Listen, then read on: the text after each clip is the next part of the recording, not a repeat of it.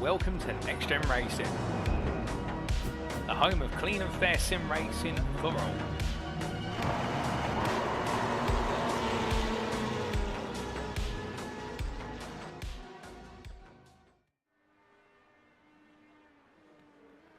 Hello, good evening and welcome ladies and gentlemen to another week and we're at another round of fast, furious and frantic racing action, and you know and love it. It's the NXTGEN Racing Legends Cup Season 3 as brought to you on the premier sim racing platform available only on PC, known as iRacing. That's right, ladies and gentlemen, we continue the story of the season, and with there being a total of 9 rounds and we now are into round number 6, we're at the second of our 3 rounds in our summer triple header. Last time out it was the charge around Cadwell Park, with the most narrow circuit of them all over the course of the season calendar, producing some absolutely fantastic racing in the northwest of England. In fact, the northeast of England, let me get it correct. But we've gone from the northeast of England down to the south of England today, and we're here at the fastest circuit in the UK, for it is none other than the Thruxton circuit. Located in the English county of Hampshire, it is a circuit that stood the test of time when it comes to the absolute precipice of fast and furious racing action. At its core is an extensive perimeter circuit spanning the best part of 3.74 kilometres, if you do take it in the metric units there. Alternatively, if you are looking for the alternative units out there, and you're looking in particular into miles, where it's a grand total, as we do double check the numbers there, of none other than what is a lovely 2.35 miles. But within those miles, with those kilometres, the one thing about this circuit is it runs the full perimeter roads of the Royal Air Force Airfield, or the RAF Thruxton, on which the circuit originated. Albeit when it originally originated, it was the circuit that was made up from a temporary circuit run on the runways,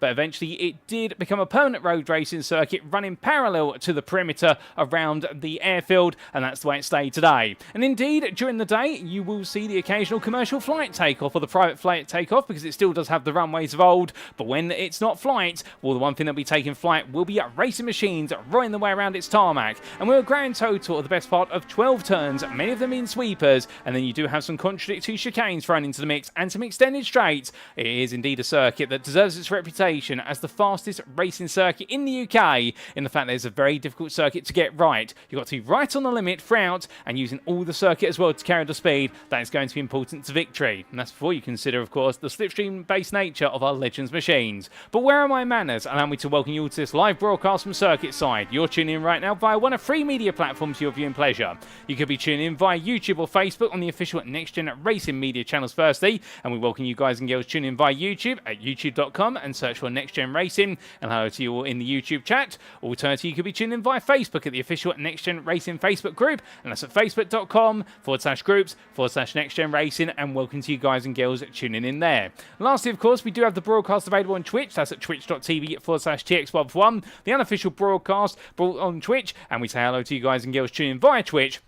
And well, regardless of which media channel you're tuning in via, in the commentary booth you have myself, Paul Walsh, also known as TX141 or Britain the Spit, depending on what media you follow me on. And we're bringing you all your racing action as it unfolds the entirety of the season, including tonight. Speaking of tonight, in terms of our schedule for tonight, times in British Summer Time, that's BST, or Universal Coordinate Time +1, UTC +1. And as we can see, in just under 17 minutes time, we'll be making our way to the grid for what will be a brilliant 15 minutes of qualifying action. And we've got an absolutely stacked grid of at least 16 drivers here today, after which we'll head to the grid to the first of our 3 races. 2 sprints and a feature race. The first of our sprints being an 11-lap climactic battle, and that'll be at 8:15 this evening, after which we'll take a brief breather before returning to the build-up to race number 2. And race number 2 is expected to get underway just before 9 o'clock this evening, another 11-lap shootout. And then we do take another breather, but not without then preparing for our final race of the evening, our 25-minute feature race. 17 laps as billed on the cards, and that will be getting underway at just before 9:45 this evening. And as always, we do try to run the schedule ahead of schedule, so therefore do keep in mind that those times are approximate, and they could be a little bit earlier than planned, depending on how the racing goes. But barring any red flags or treacherous conditions, it's looking quite pleasant here today in the south of England, and we're hoping for a pleasant day of racing, no doubt about it. But let's give you a recap of the season so far and what we've still got lying in wait.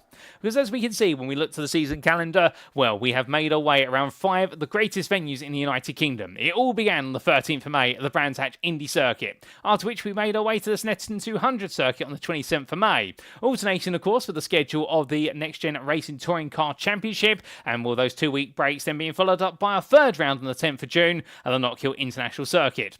Then we made our way to Silverstone, the home of British motorsport, and that was for round number 4 on the 24th of June. And then last time out on the 8th of July, we kicked off our summer triple header with the NXTCC being on its summer break. Well, we only thought it was appropriate that we decided to get 3 rounds in back-to-back week after week, and Cadwell Park Circuit played host there. Now, the story from Cadwell Park really was one of 2 stories. In the pro class and overall, well, it was Kieran Sharp who absolutely dominated proceedings at the Cadwell Park circuit with a pole lap that was over second faster than anybody else, and if it were not for a bit of difficulty in race number 2, in theory he would have taken all 3 wins, given he took 2 out of 3 with a victory in races 1 and 3. However, in the overall Drivers' Championship, well, that has put a significant dent into the championship lead of Adam Delmont, but not enough to take him away from the lead by any stretch of means, and Adam Delmont is still your championship leader.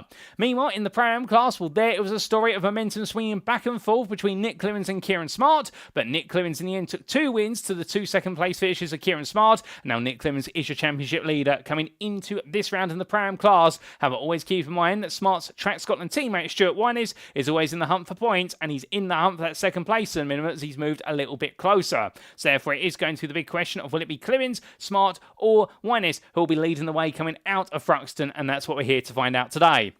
After today, our third round in the summer triple header will be on the 22nd of July in a week's time at the Donington Park National Circuit, after which we see the return of the NXTCC and we return to the alternating 2-week format. And our penultimate round in round number 8, it'll be on the 5th of August, we head to the Alton Park Island Circuit before we bring everything to a close back where we began at the Brands Hatch Indy Circuit once more on the 19th of August. And there we will be crowning our Season 3 Cup champions.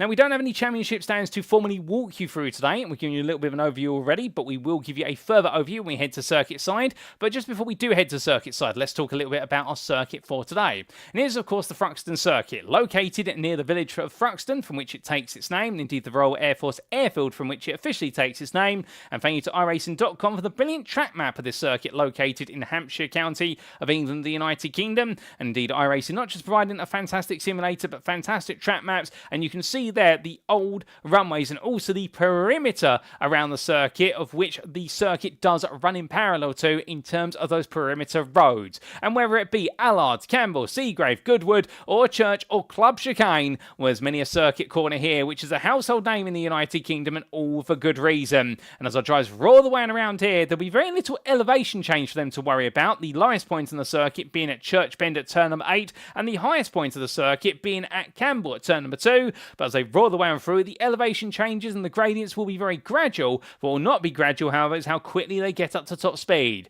because they roar the way for the fast right-hander of Allard in towards turn number 2 they'll go, and up the rise into Campbell. It'll be hard on the brakes there for the triple header chicane at turns 2, 3 and 4. Through Campbell into Cobb and then Seagrave, it's all about a good exit to make their way all the way in towards Noble Bend at turn number 5, a late apex, a blind one at that left-hand corner, for then they sweep their way around through Goodwood, down through Village and in towards Church Bend, where it's all about carrying every mile an hour you can for roaring your way up the backstretch of Brooklands and in towards the Club Chicane at turns 10, 11 and 12. Get it right, and well, the confidence will be there onto another lap. Get it wrong, however, and you may find yourself falling to the back of the pack, and that's the last thing you want, particularly on the final lap of racing.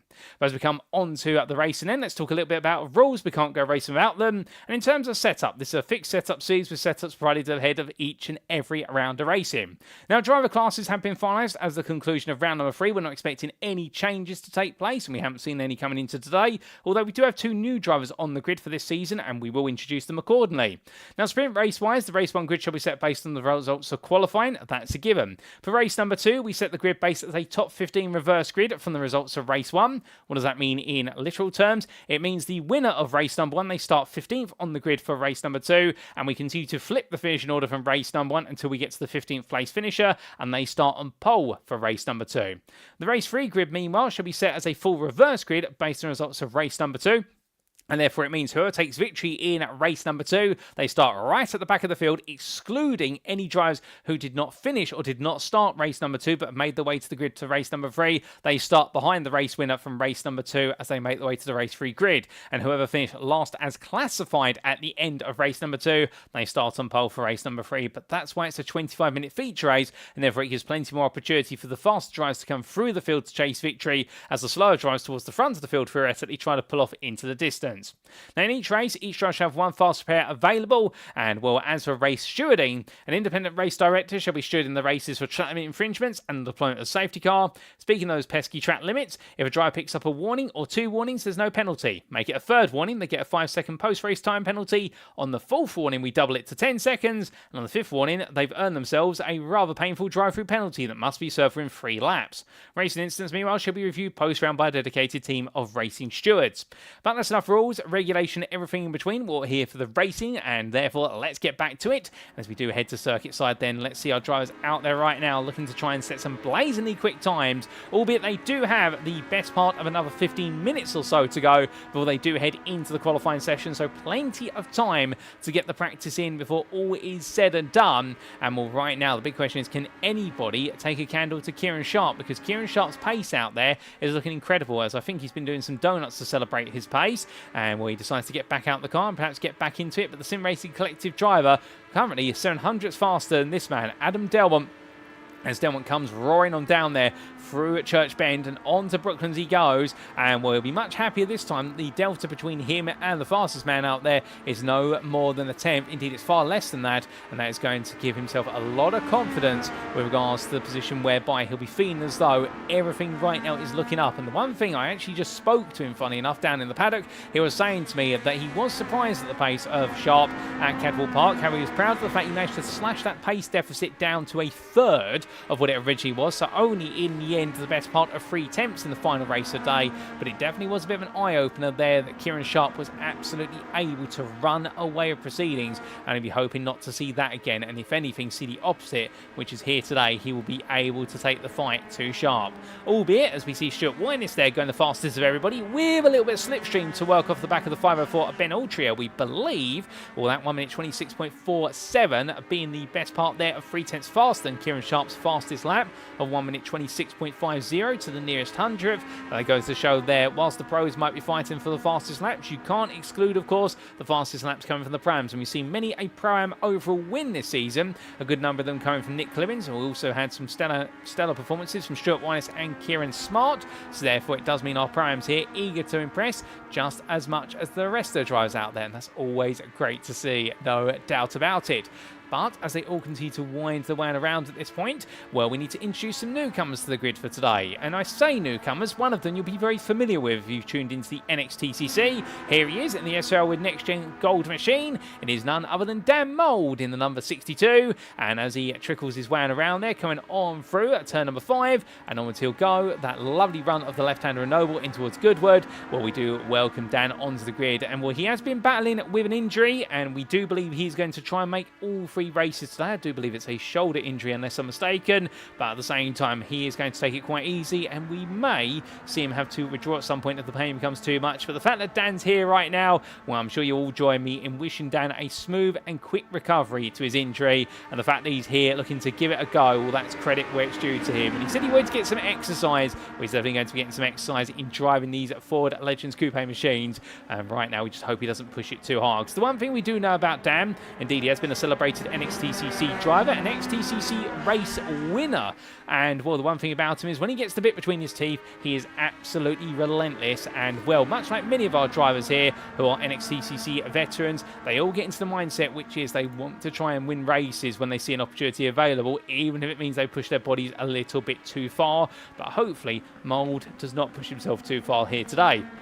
But coming from a man who is no stranger to racing grids at NXTGEN Racing, to a man who is a bit of a stranger, but still we're very happy to have him here, and we welcome all strangers, whether they're fast, slow, or anywhere in between. And well, it's none other than Jack Pitters here, who's running the privateer Renault liveried machine, and well, we're very happy to have the number 28 driver here, and much like Mould, he'll be in the Pro class for the purposes of this season, and we'll still get into grips to the car, but he was tuned into the racing action at Cadwell Park last time out, and he's absolutely ecstatic to be on the grid. He wanted to be out there, and we're very happy to see him out there and looking to shake things up. And it's always good to see some new blood on the grid, and we look forward to seeing what he is going to be able to do today. I do believe, in fact, he may be racing in the NXTGEN Racing at GT3 Championship, unless I'm mistaken, so he may be a newcomer to the Legends. We definitely haven't seen him in the NXTCC, unless my memory's getting very foggy these days, although I should be able to remember the NXTCC drivers over the course of what has been its 9-season history to date. However, definitely right now a newcomer to Legends, and we're very happy to to have Pitters here. Unfortunately, didn't quite get an opportunity to have a word with him in the build-up to today. I would have loved to have had the chance to speak to him, but perhaps we'll get an opportunity to have an interview with him later on today.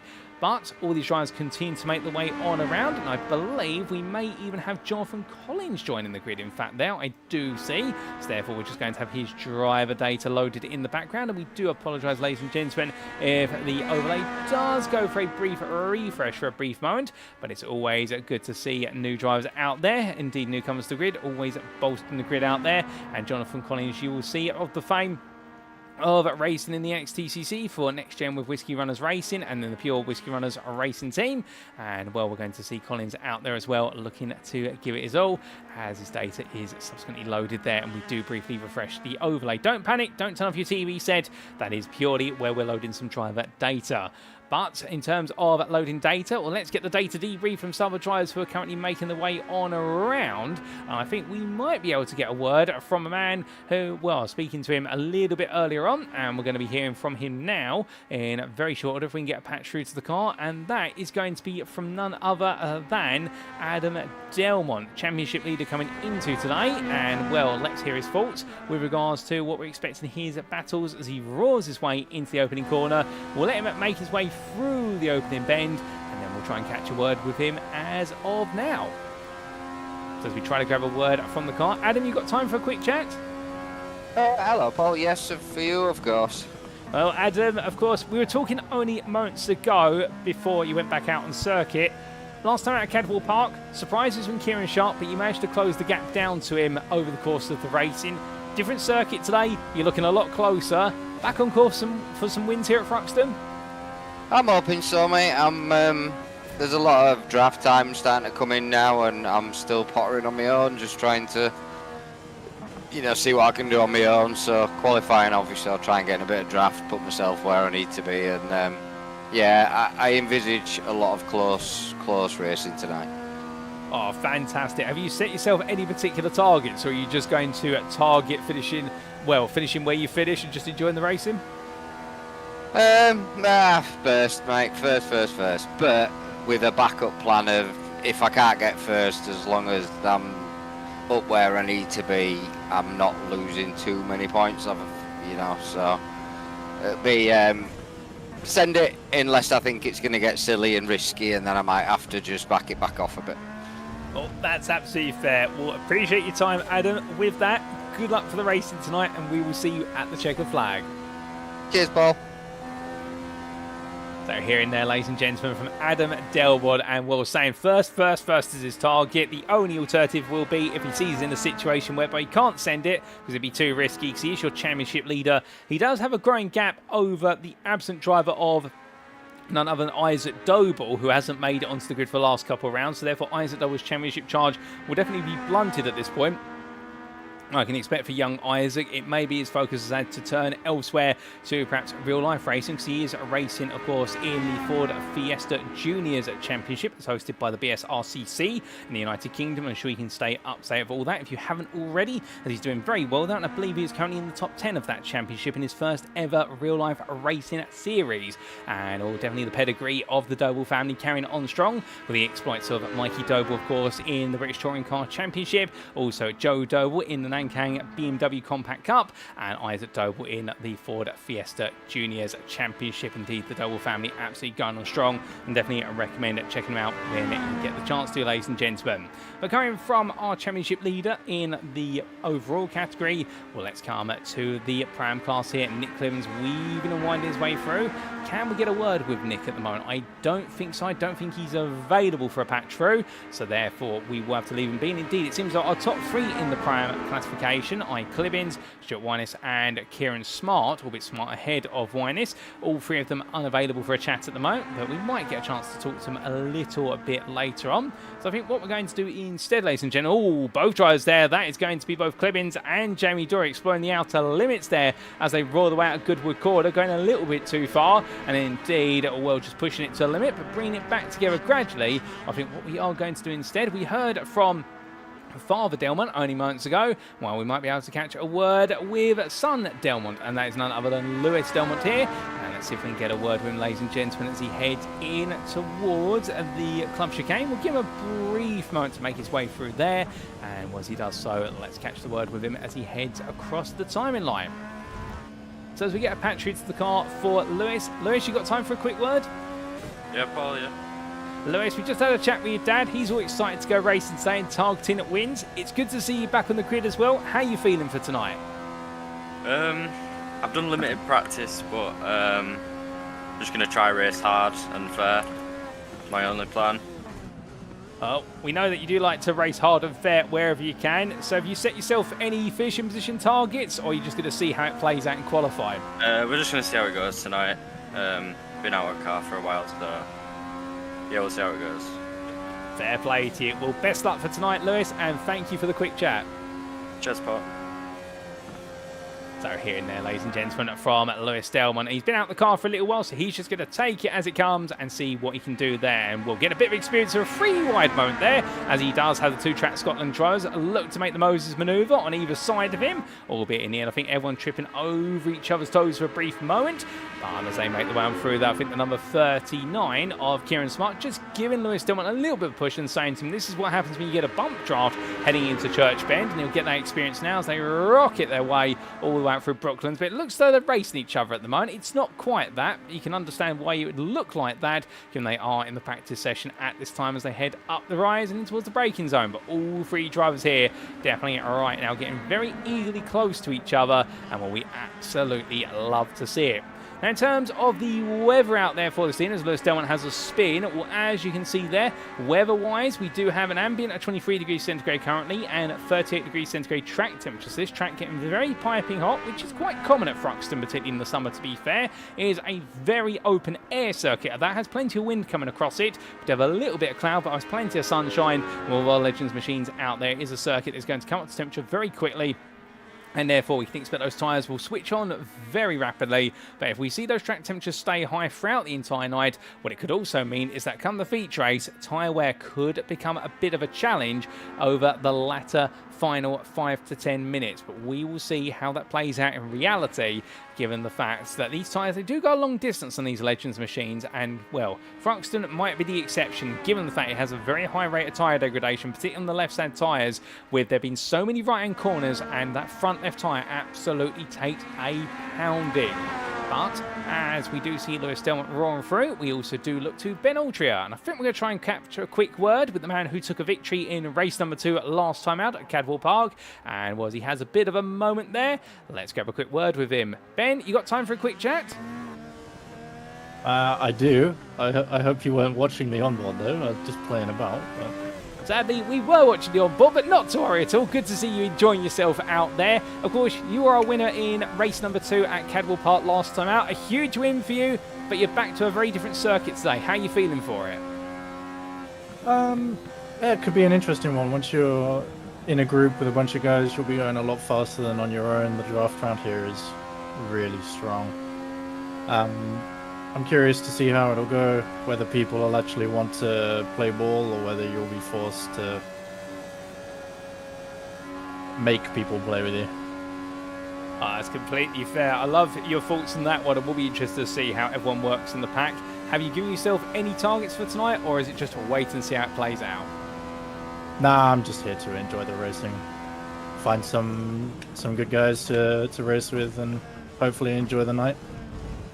Well, with that in mind, we'll leave you to it because we know qualifying is just around the corner. But good luck for tonight, Ben, and thank you for the quick chat. Thank you. So there we go, ladies and gentlemen. We've had a few words with a few of our drivers and heard from their different perspectives there. And, well, Ben saying he's just here to have a good time tonight and enjoy the battling, but wondering where exactly the loyalties will lie when everyone's in a pack and you've got the semblance of some slipstream out there. Well, it's time to find out, ladies and gentlemen, because practice is complete. Let's head to qualifying then. 15 minutes, go all the way through. But who will be standing at the top of the timing tower come the end? It's going to be an interesting one. Let's find out. So as qualifying gets underway, and we do say hello there in the YouTube chat. to Phil McDougall, and very happy to see you there, Phil. And we believe the CXR Project Black driver is going to be on the grid. In fact, there he is, getting into the car right now. And was he makes one out there in the Mountain Dew machine? Well, he had an opportunity there to just away from the pit lane whilst he'd done a bit of a breather. But it is go, go, go for 15 minutes. The sun is out. It is absolutely beautiful at the circuit right now, albeit in my commentary booth of a shed. I can tell you that I'm not quite in the sunshine at the moment, but I'd love to be out there in it. But as all drivers are all the way out, when we do have the best part here of 20 plus drivers now. A lot of drivers turn up late there. I think there was a bit of a traffic jam down the local A road before they got to the Thruxton circuit on the A303. But as they come roaring on out here, well, now who is going to be standing at the top? As we also say hello in the Facebook chat there to Roger Pike, and that is from himself and wife Angela. And they, of course, will be cheering on none other than the Sim Racing Collective drivers, none more so than their son Andrew Pike here, looking to give it their all. But as he makes one out there with Mr. Sharpie in front, or Sharpie as he's known, and the nicknames at the Sim Racing Collective, of course, being Sharpie for Kieran Sharp in reference to his surname, and for Pike it is Mr. Fish is his nickname in reference to the fact that if you didn't know, Pike is a type of fish out there, and I do believe that pike are found in what would be freshwater, so in ponds and rivers, rather than in seawater. And you can definitely tell that I was once a fisherman a long time ago, albeit I will spare you with the swearing of every time my rod got caught up in trees. But with that, not getting caught up in trees right now, indeed there are no trees for miles around here, and those that are so long away that our drivers can't get caught in them. Well, we see our drivers start to make the way into their first flying laps of the session. But what can we expect? Now, as we heard from Ben Altrier only moments ago, slipstream is going to be very important here, not just in the racing, but also in qualifying. You can gain a lot of time in the tow. We saw that from that absolutely monstrous provisional pole lap we saw in practice from none other than Stuart Winus, where it lets the Prime driver all the way up to the top of the standings in very quick order. Slipstream around here is going to be worth somewhere in the region, we believe, of 5 to 6 tenths, if not more, on top of your pure pace lap, in terms where you have no slipstream, you absolutely nail the lap with low fuel in the car. So that's something to keep in mind, ladies and gentlemen, whilst we do have some very quick drivers out there, including the likes of Sharp, Delmont, both Adam and Lewis, and also Stuart Winus. I think it's going to be just as much about who can stay in the tow at the right distance in their roles in front as it will be about who is the #1 pace setter in clear air. And Winus right now demonstrating that as he comes down in towards Church Bend for the first time in anger, in the fact that he has gone purple already in the first 2 sectors, albeit this is the first flying lap. However, keep in mind he is in the long draft there of Adam Delmont's car and also Nick Clemens' car. And look how they're constantly together. Clemens pulls off the racing line immediately because he knows the overspeed from the 37 behind is going to be absolutely staggeringly strong. And as they hop their way over the curbs there, coming for the club chicane, it turns 10, 11 and 12, or towards that line they come.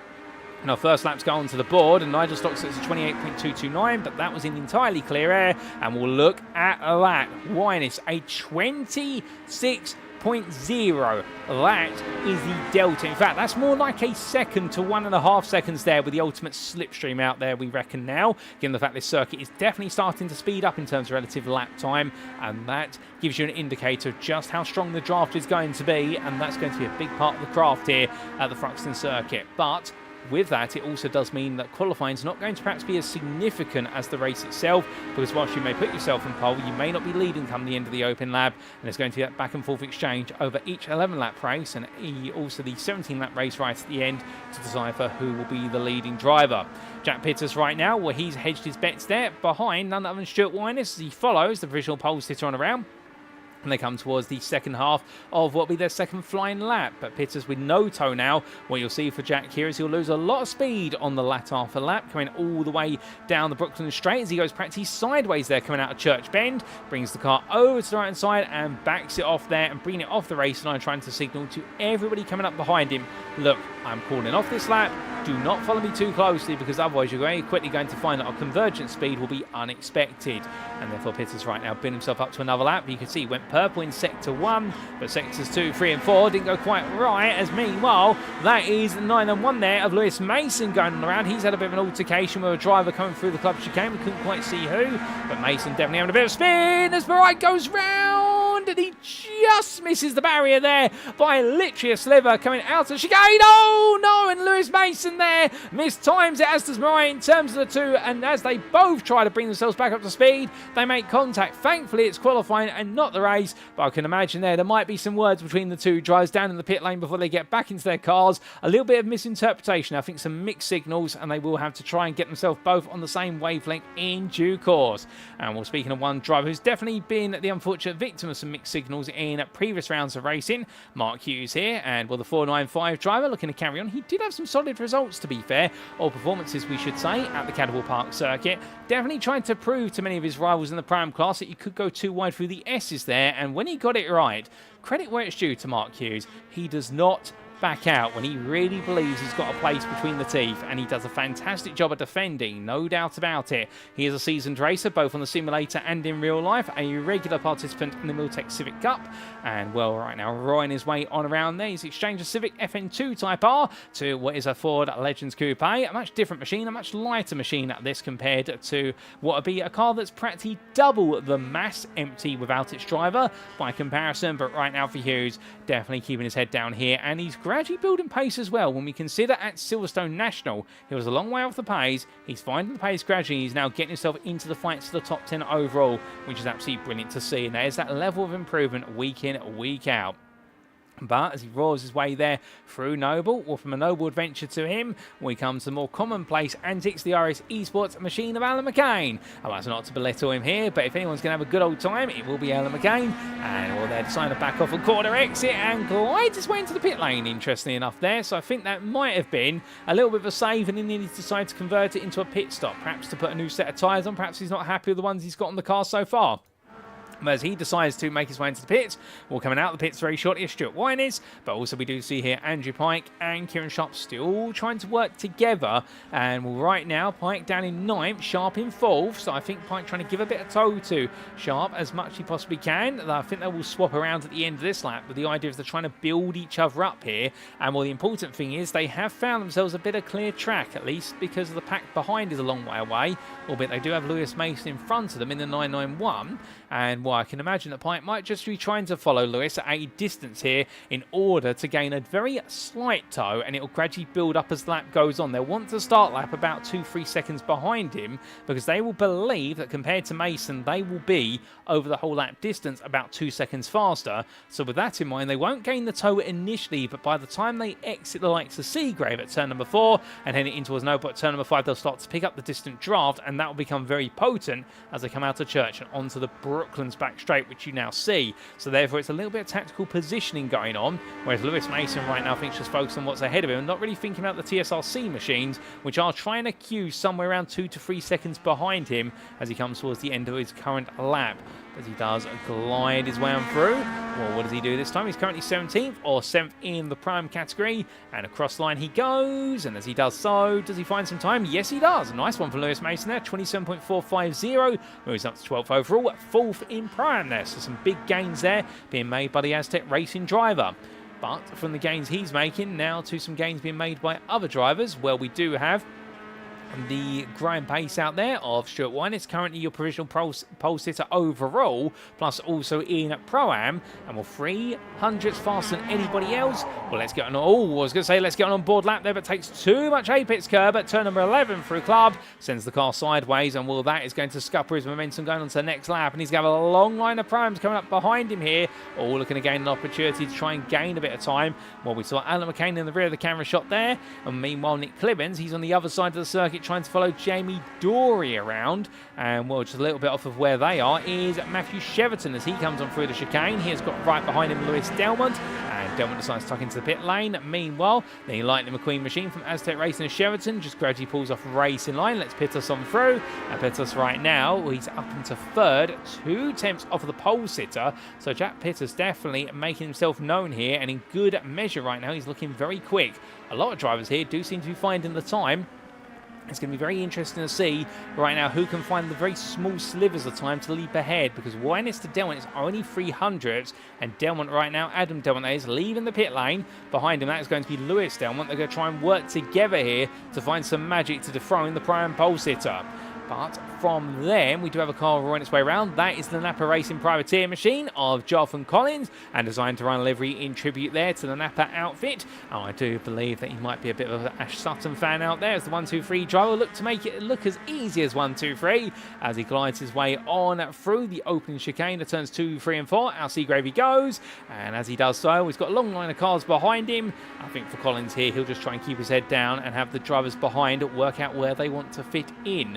Now keep in mind that Collins has yet set a valid lap, the same for Carl Thompson, albeit Thompson's car is currently in the pit lane, and I think it might be having some slight technical issues, so we might not be seeing Thompson's car out there, at least initially, but we'll wait and see whether he does make it onto the grid for race number 1. But with our 22 drivers still in qualifying mode, we've still got 4.5 minutes to go, and I think with that, we're going to get on board with Matthew Cheverton as he takes us around for a flying lap.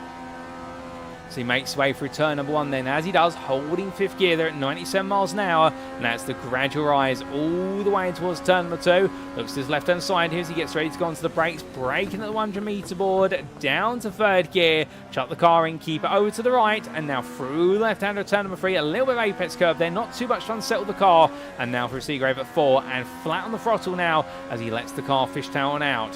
As he does so, we'll have behind him Jack Peters push him along every step of the way. Into Noble Bend he'll go, and as he does so here, holding 5th gear, 108 miles an hour, he enters, exit 104, and that's the long wind round of Goodwood Corner as he comes out to Noble into Goodwood, and here keep it nice and tight, and then let the car gradually roll out there as the circuit becomes off camber on corner exit. Down through Village Bend he goes, and it will be into Church shortly. He'll chuck the car in at the best part of 113 miles an hour here, lifts off the throttle slightly to get the nose to bite, and now full throttle all the way out to Church, in towards Brooklands, the back stretch. You can see Peters there giving him another push, bump draft him along, hold at 113 miles an hour, then 114 up into 6th gear before going into the club and looking for his brake marker. It is a long braking zone here, braking at about 60 metres from corner entry. Down to 3rd gear he goes, straight line the first 2 apexes before tugging hard on the steering wheel, the left into right, and it's down to the corner. It's a smooth lap from Matthew Sheraton, but no slipstream to work with him on that one, and therefore I don't think he's going to improve from 7th place currently, but it was a nice lap, and Sheraton now will have 2 more opportunities to try and go a little bit faster. But that is a lap without the slipstream there of the Thruxton circuit. It's brought to you by Aztec Racing's Matthew Sheraton, and it really is about carrying every mile an hour and potentially trying to pick up that draft, if not being given a little bit of a bump draft there by one of your drivers or rivals where possible. Well, speaking of the possibilities, Nick Clevens here makes his way for the last couple of corners. He is currently in 9th place overall, 4th place in Pro-Am class. A little bit off the pace right now, but I think that's the lack of toe rather than anything else. What does he find this time? He does find a little bit more time out there. Now onto a 26.833. And well, good lap there from Clevens. Holds him to 9th because Jamie Dory jumps up to 5th. Kieran Sharp, meanwhile, now jumps up to 3rd ahead of Pittas on a 26.056. And well, that's an interesting fault there in the fact that from 5th, Idori all the way down to Old in 10th, it is only 2.5 tenths between 6 drivers. So it means if one driver finds a 10th in that pack right now, they could suddenly leap up multiple rows on the grid. And well, that would be a surprise, a welcome one from them, but not for their rivals. But that goes to show you how close this qualifying session is. And now we really are in the territory of drivers trying to dig out those little slivers, those little snippets of the slipstream, and really trying to maximise the lap, finding just those millimetres they haven't been using on the circuit. As Jamie Dory has a bit of a sideways moment there, pulls off racing line, coming all the way down through Village in towards Church, backing off. And well, this is going to get a little bit hairy between drivers here, because they will trip over each other. And we can see there Lewis Delmont trying to find a way to give a little bit of slipstream to his teammate and father Adam Delmont, as now Lewis tries to tuck in there, but he notices that he's got Ultrier and also Lee Horn around him, and therefore he can't just bring his way right into the pack. In fact, that's not Ultrier, that is Mould tucking in behind onto the back of Adam Delmont, 2 good friends off the circuit. And well, as they roar their way on around, we have Ultrier there taking a bit of an excursion and rejoining at the club chicane. So Ultrier was in the pack there somewhere, but not quite the driver we thought he was. And was Winus is coming to the pit lane. He doesn't think he can improve from a 26.011. Can anybody improve here to dethrone the Pro-Am driver from taking an overall pole position? And I believe that would be his 2nd of this season, unless I'm mistaken. I know there have been 2 overall pole positions that have been set in qualifying. Oh no, and it goes wrong for Mould there, coming out of turn number 2, and that was out of Campbell Bend, and in the end Lee Horn too close to react. And before they got to Cobb, well, he's made an absolute corn cob of it in the end, or should I say hash brown of it. because the number 36 driver, they're just tapping Mould on the rear, and it stops his momentum and sent his car on around as well. And I think they'll both talk about that one and decide there was nothing they could do. They were running close. Mould slightly lost it off the apex curb of turn number 2, and Horn was just in the wrong place at the right time to make contact. But that goes to show how easy it is to make a mistake. As Matthew Cheverton comes to line, well, make no mistake there, he does not improve from 8th place, 7.5 tenths off the overall pole time. Alan McCain comes across line as well. He stays 17th. You now got to wait a bit of time before we get to our next drivers, because checker flag is out. And everybody who's out there is on their final flying lap. A lot of drivers leaving it quite late to go onto that final flying lap, trying to really get the circuit in its optimum condition. And also, I think a lot of drivers trying to find the slipstream off each other. But Adam Delmont, who's currently second by only 300ths off of Winus' time, I don't think he's going to find it. In fact, he goes straight on there. He decides to take to the escape road. That will release Jamie Dory, who makes a mess of it there coming through club. He won't improve. Neither will Lewis Delmont. They all peel into the pit lane. I don't think anyone's going to improve, ladies and gentlemen. Nobody is on a personal best out there other than Andrew Pike currently. And, well, Lewis Mason is the fastest of everybody up the back straight. Well, that's absolutely incredible there. Can Mason suddenly leap his way from 13th? And no, he makes his way into the pit lane. What about Andrew Pike then? Well, he heads towards the timing line. And Pike here, he was on a personal best in Sector 1 and in Sector 4. Middle sector was nothing to shout home about, but it's enough to move him up into 5th. Well done to Andrew Pike on that. That's a big lap there, a 26.587. So he found some magic in the final sector in particular. He gained a lot of time in the last couple of quarters, and Andrew Pike puts himself onto the 3rd row there. He'll be lined up directly behind his teammate Kieran Sharp. And, well, Pike in the end gets the job done, but he needs to leave it to the very last lap of qualifying. And that is qualifying complete, ladies and gentlemen. And it is Stuart Winus who takes pole position in Pram, and overall, well done to the Track Scotland driver by 300ths over pro pole sitter Adam Delmont, who lines up 2nd. Kieran Sharp will start 3rd. Jack Pittis, your newcomer, starts 4th there. Well done to him. He really led the rest of the pack outside the top 3, because they were 1.5 tenths clear beyond that. And then you did see, completing your top 6, Andrew Pike and Jamie Dory ahead of the pro-impact row. Row number 4 will be Duncan Rye, who takes his best qualifying performance of the season with a 2nd place in Pram, 7th overall, ahead of Kieran Smart, not quite on the pace here in qualifying, starting 8th, albeit he won't be too upset about that, but definitely not where he wants to be, as we make our way then to the grid for the first of our 3 races here for round number 6 of the NXTGEN Racing Legends Cup Season 3.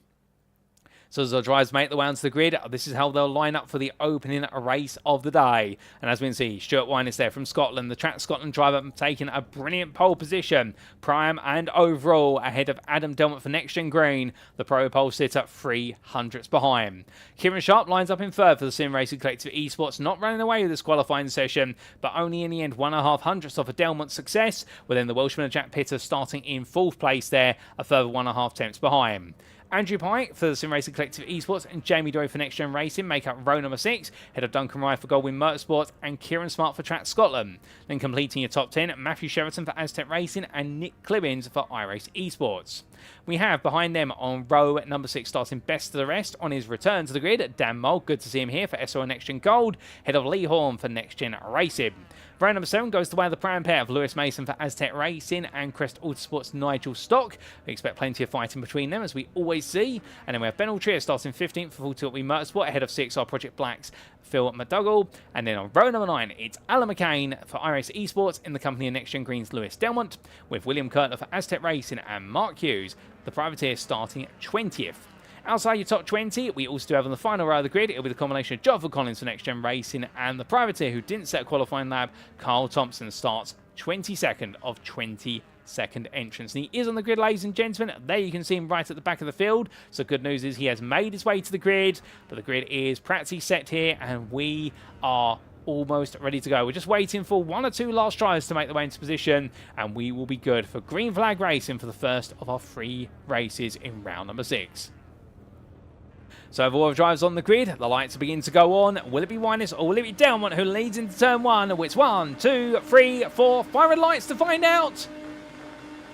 And it's lights out and away we go then for race number 1 of the day as Winus has a slow start. A lot of wheel spin there. Adam Delmont the same, but look at Kieran Sharp immediately looking to go on the attack here as they come on through. But as they do, will things settle down for a brief moment as they roar the way up the hill now in towards turn number 2. But Adam Delmont here having to go defensive, trying to go round the outside as Winus now looks to try and come back at him and in towards the opening set of apexes they go, the more prominent ones. And Overdrive safely on through here as we look to the blimp camera. Oh, who's that been escorted out onto the grass? That is Kieran Sharp. He's been ejected very quickly onto the grass there, coming out of turn number 3. And well, as they all made the way on through, we saw the pack in great order for a brief moment. Well, now things are definitely going to get a little bit firm from this point onwards because Adam Delmont leads this race, albeit he's got Andrew Pike, Jamie Durant and Stuart Winus close behind. And look at the pack right now. They are all absolutely tangled together here as they roar the way on through. And right now it's Delmont versus Pike right at the front of this pack, but everybody trying to stay as close as humanly possible and trying to stay close in the draft here. As you see, Jack Pitter's backed off and Pitter's on the outside. They're completely backing off the throttle as they come down through Church. Well, hold on to your prayers, ladies and gentlemen, because right now it's anybody's guess who's going to be leading come the end of this lap, and we've got plenty of them to go. As we can see a little bit further back there, Phil McDougall right at the back of what is a 5-way fight for 11th place as we've got Dan Mole trying to hold on to those positions in front of them. Onto the brakes they all go. Cold brakes and cold tyres this time. Very sideways there for Matthew Sheraton. And I think that's Lee Horn who's been turned round and Horn goes wide. Oh my good lord. And that is going to be Lewis Delmont rolling over and trying to make the massive barrel roll. We've got a yellow flag as a result. And well, it's all gone wrong there before it could go so very right. We've had a lot of drama already, ladies and gentlemen. And well, with that, that's going to bring the field together. But Lewis Delmont rolling multiple times, and well, somehow that car is still going, but we are under the safety car after lap number 1, and that being for a number of drivers coming undone right at the start. But as the yellow flag does wave, well, I think they are permitted to race up to the safety car line. We're not quite sure at the moment whether they've been given the call to stop the racing. In fact, I think the racing has been brought to a halt. They will race their way around, but they're not allowed to overtake each other, but it will be a chase to get around as quickly as possible to catch up to the safety car that is waiting on the exit of the pit lane.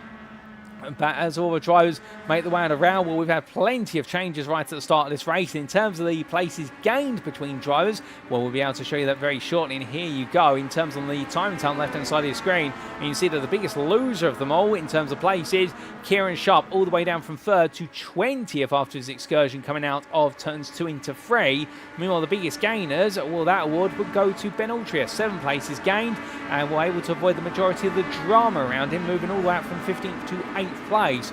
And we'll try and get a replay of what exactly happened with regards to the race start, and particularly what happened to Kieran Sharp. And we will just see our drivers catch the safety car, and when we do, we will then be able to get ourselves back and running. But we are under that safety car at the moment as everybody just tiptoes their way around. And well, as we do, there is the safety car now to pick up our drivers as we have officially picked up the safety car regs.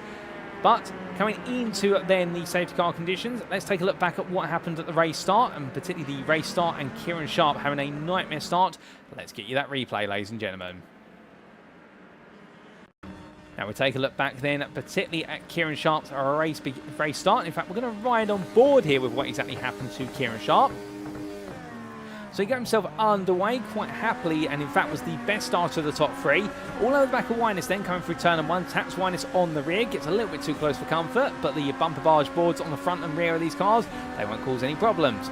Coming up into turn number 2 then, so tries to pick which way to go, puts himself in the middle. Now this is where something's going to happen. Coming through turn number 2, in towards 3, goes to turn in, and as he does so, oh, a bit of a loss there of control from Stuart Winus in front. The car just jinking sideways, and Sharp just been in the wrong place at the right time to be turned around. We take a look at the exterior cameras of this one to see how exactly that happened.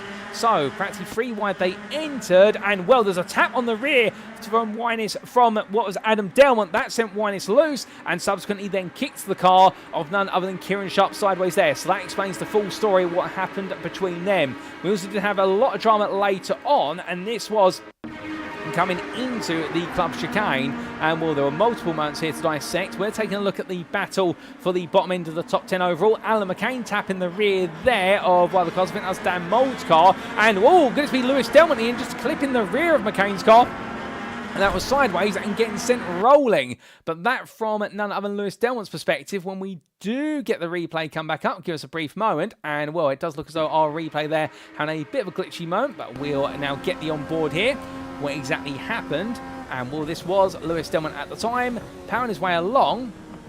And as he did so, just getting clipped there. And, well, for those of you who are not of a comfortable disposition with regards to roller coasters and whatnot, we do apologise if that onboard just made you queasy. But that's what happened to Lewis Delmont there. All went very, very wrong in a very quick rate of knots. But as we come back to our drives, will the safety car making its way around? Will it peel in this time around? I don't think it will. I think it's going to stay out there for a little bit longer. In fact, it's going to stay out there for one more lap. But I would presume at the end of this next lap, at the end of lap number 4, we will be back up to green flag racing action. Unfortunately, we can't add laps back on after the safety car goes back in. Unfortunately, we have to take the laps we have, but we will be racing what will be the remaining 7 laps from lap number 5 onwards, and that's going to lead to some fantastic action. As you can already see, the lights on the safety car have come off, and that can only mean one thing. It can only mean that we will be going racing at the end of this lap. But the safety car, of course, running at a mandated pace, only the best part of about 40 miles an hour here, so these cars will feel very slow as they make the way up towards each and every corner. In fact, the safety car may even be slower than that. Some circuits it's down to 30 miles an hour, but either way, definitely not up to the pace they'd be typically running at, where the average lap speed around here will be in the region of 95 to 99 miles an hour. That gives you a sense of perspective there, how quick the laps are in these Ford Legends machines. But as Aura drivers continue to tiptoe their way around, they'll be thinking more about the race restart.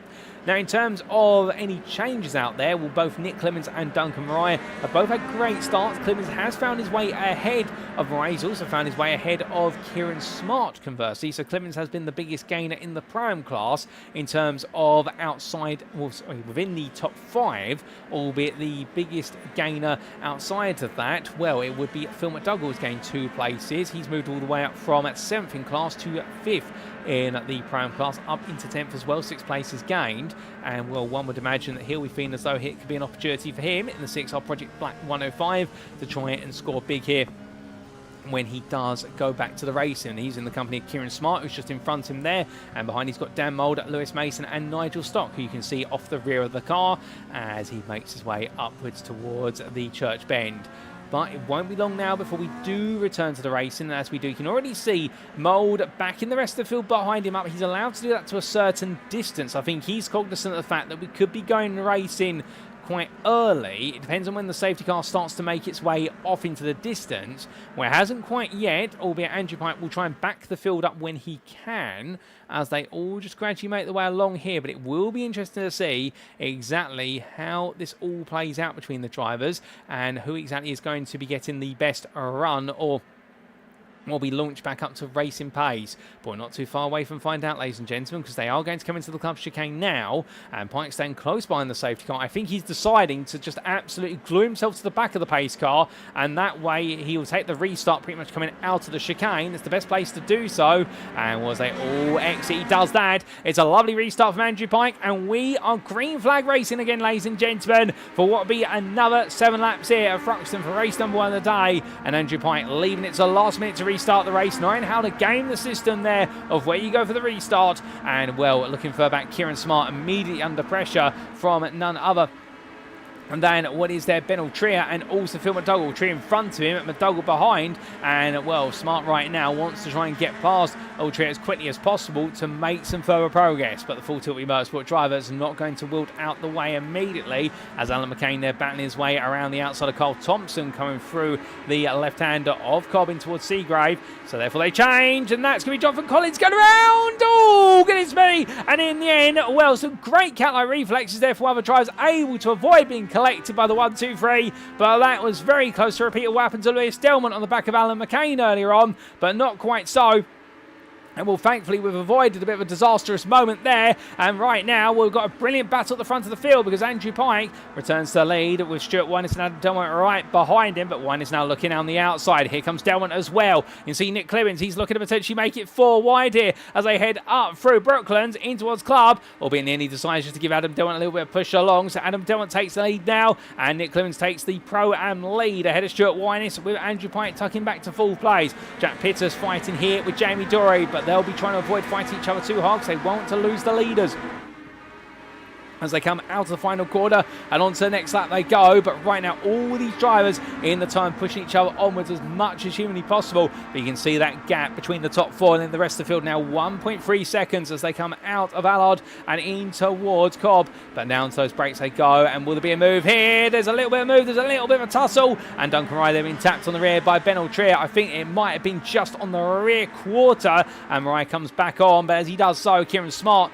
now goes up the inside and then swats the place around. A bit of a drift to the side from Smart, still trying to keep control there, driving the absolute limit, but Mariah right now trying to come back at him as we ride on board with the 33 driver from South Africa, and more from left into right they go, and he's staying as absolutely close as possible. Gets way too close, taps the rear, and Mariah's car goes loose there, and I think it might be the situation whereby he just got too much of an overspeed too soon, and I wonder whether there's a hit of a limiter there for Kieran Smart, and that potentially ups the momentum of the car. Well, one driver's loss is another's gain, and Phil McDougall now up into 4th place in the Pro-Am class here, picking up the pieces. Other drivers drop them, and after a difficult qualifying session, right now the Mountain Dew machine from CXR Project Black is looking strong, no doubt about it, as behind there we can see that is going to be 4 wide, and Lee Horn in the end is going to use all the road. Matthew Sheraton going as defensive he can versus teammate Lewis Mason in the Lightning McQueen 95 machine, and where it's going to be Matthew Sheraton in the end who goes between them all, but Lee Horn's on the inside. He makes 1, he makes 2, he makes 3 passes, all in the space of 1 braking zone.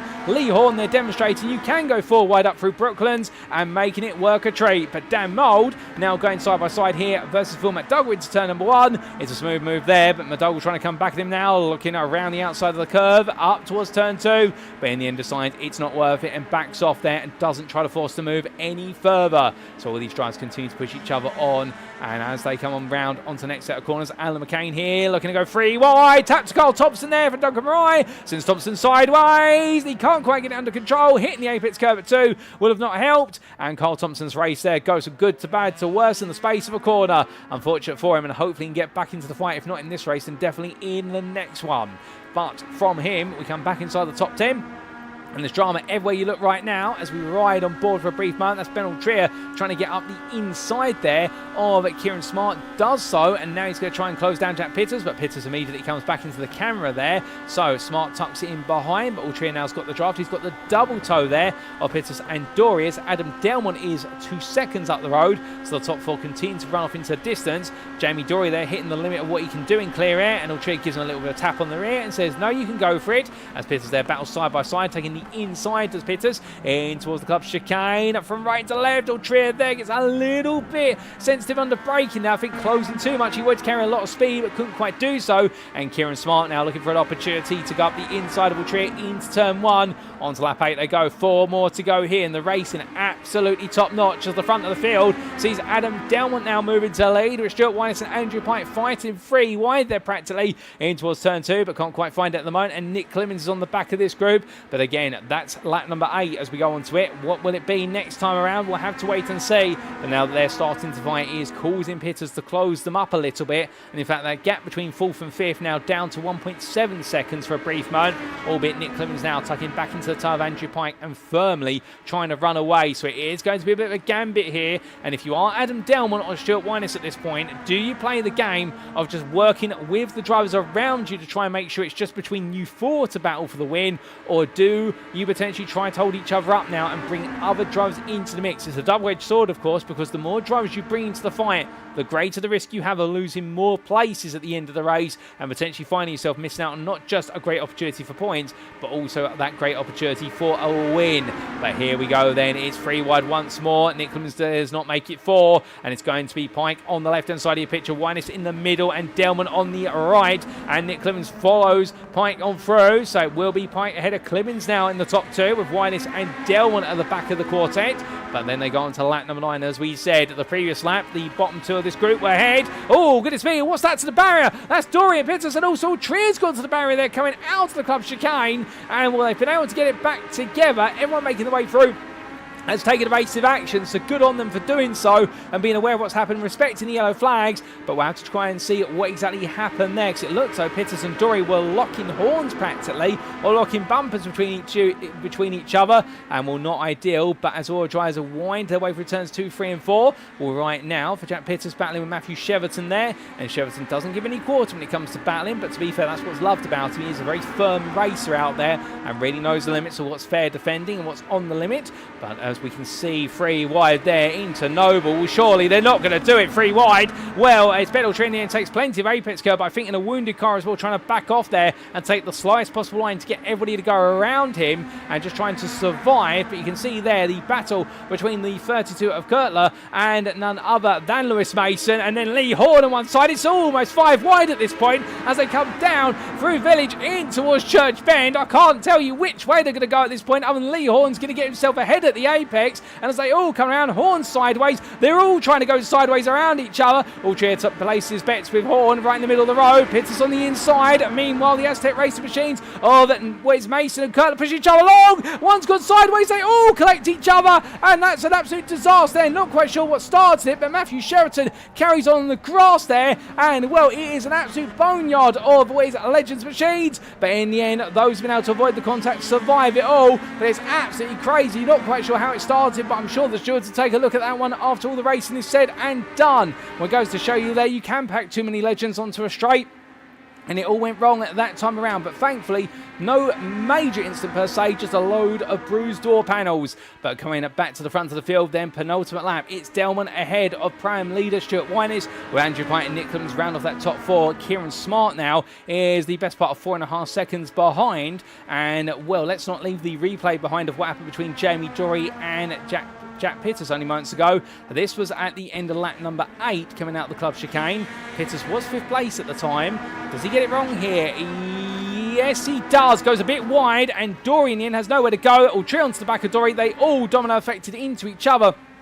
And that's what happened between them. And then only moments ago, the big incident we had coming down, what was the Brooklyn Straight. Now, this was 3 by 3 by 3. So 9 drivers all trying to find the right driver to hedge their bets on. And it looks as though there, Dory going a bit sideways, tapping the side of Matthew Sheraton. And that kicked off the chain reaction. And then Alltrier tapping the rear of Dory. I think it was Alltrier's brakes may have failed there due to damage earlier on. But we must come back to your live racing, because we have now got the white flag out, and that means we are on the final lap, and we're going to stay glued to the top 4 here to the end, because Adam Delmont is holding on right now. The man who picked up 1 win out of the 3 last time out at Cadwell Park. The other 2 went the way of none other than Kieran Sharp in the pro category, and Delmont right now looking to come on strong. Well, in fact, Delmont didn't pick up the win there. Let me correct myself. It was Ben Alltrier who held on for the victory in race number 2, as we did mention earlier. So Delmont was deprived of wins last time out at Cadwell Park. It's the first time this season he hasn't been on the top step in a race, but as he rolls his way around, in a round we should say, well, as he rolls his way on towards the very end, we're right now going out to Noble and in towards the long right-hander there of Goodwood. Well, it's still close. Winers there with him, so Delmont's got to be tactical about this one. How's he going to play it? Well, the first thing he's doing, coming down through Village, letting the car be a bit tighter on the entry there initially, so trying to break the slipstream gains of Stuart Winers, but Winers now will have all the tow that he needs as we ride on board here with Winers, and he's pulled out of the draft. I think he feels as though he can go around the outside. He's going to go for it, and well, behind them you can see Pike and Clemens still fighting each other, so it's going to be Delmont versus Winers in towards club here. Final couple of corners they go.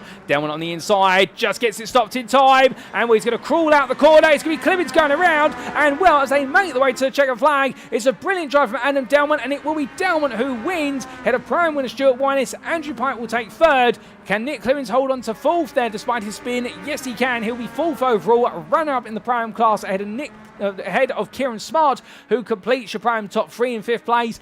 Dan Mould will take 6th, and then it will be Phil McDougall in 7th ahead of Matthew Cheverton in 8th. I don't know how he's managed to get it back to 8th place, but well done to him after his rallycross moment on the previous lap.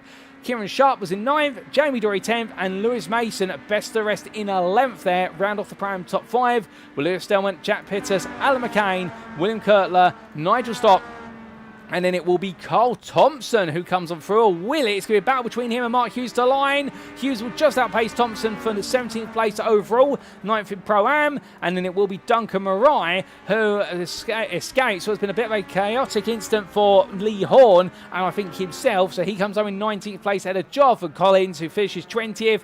And Lee Horn will take 21st. And our sole retiree, but he will still be classified as he finished the race within 5 laps of the race winner, Ben Altria, after his damage picked up on lap number 9, 22nd. And what a race, ladies and gentlemen. Goodness me.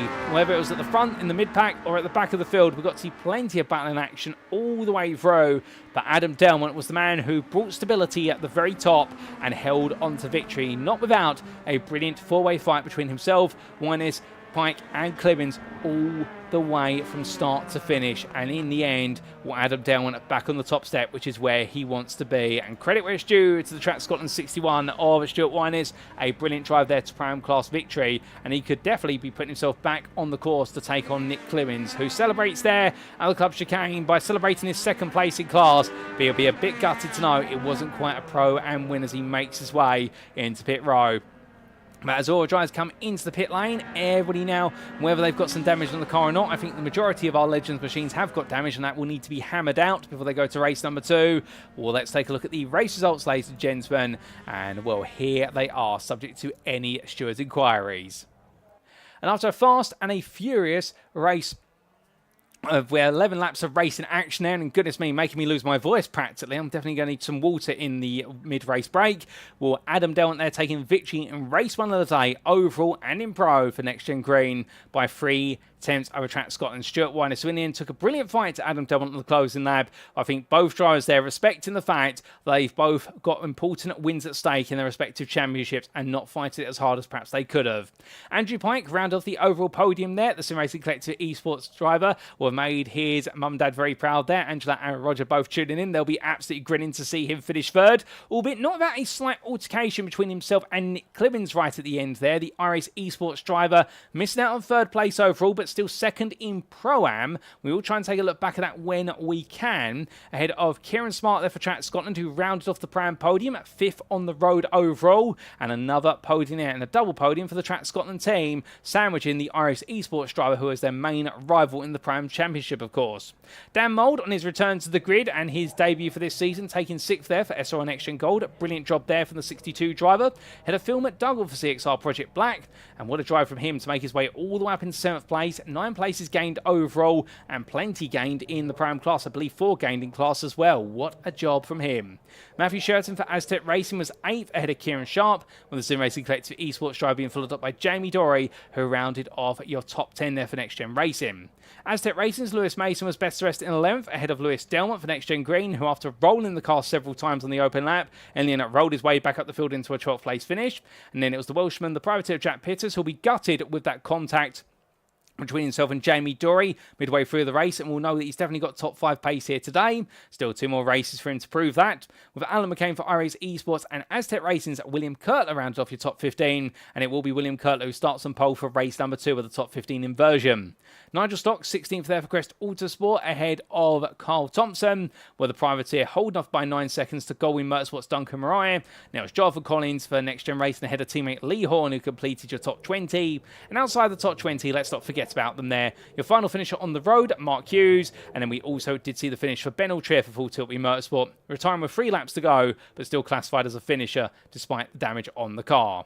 Now we are going to take a quick look back at the instant we did have between Nick Clemens and none other than Andrew Pike. Here's the quick replay, ladies and gentlemen, of what happened. So this was them on the final lap, battling their way in towards the Club Chicane, and a bit of an error there from none other than Pike, and a small tap, it would seem, to Nick Clemens, albeit not sure if it was a tap or whether it was a loss of the rear for Clemens. It may have been a combination of both, but an instant tap. But to be fair, Clemens able to get the car pointed back in the straight line and not lose any place in Pro-Am there, and I'm sure they'll talk about the one after the race. I think firm but fair racing, but there might just be a caution between the two of them.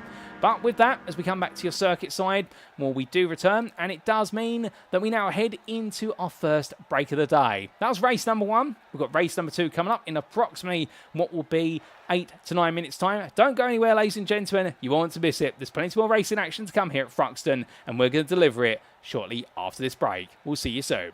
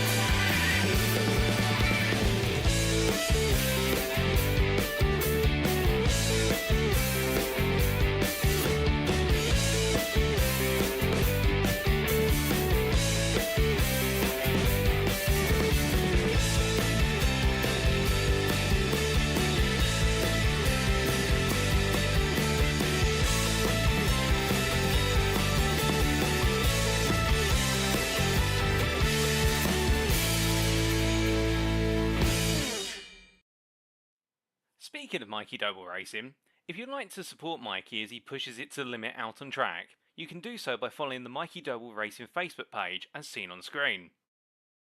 Additionally, if you want to represent the 88 Army at a BTCC weekend, Mikey Doble Racing has some fantastic merchandise available just for you, as may be found either via the Mikey Doble Racing Facebook page or alternatively in the Doble Motorcycles store at dobledirect.co.uk. Don't miss out on being a part of the 88 Army today.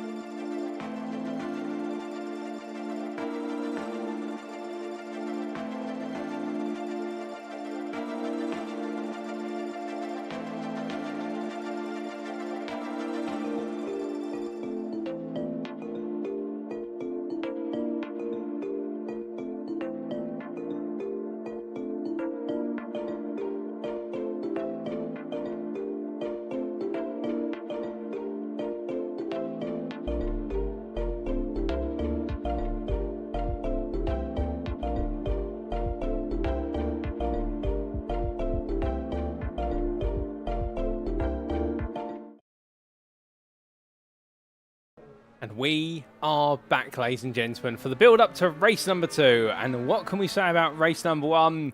Well, there's plenty we could say, and I don't think we have enough time to squeeze in everything that happened in race 1 in an absolutely chaotic and dramatic start to our racing. Well, there needed to be some drivers who brought stability to the order.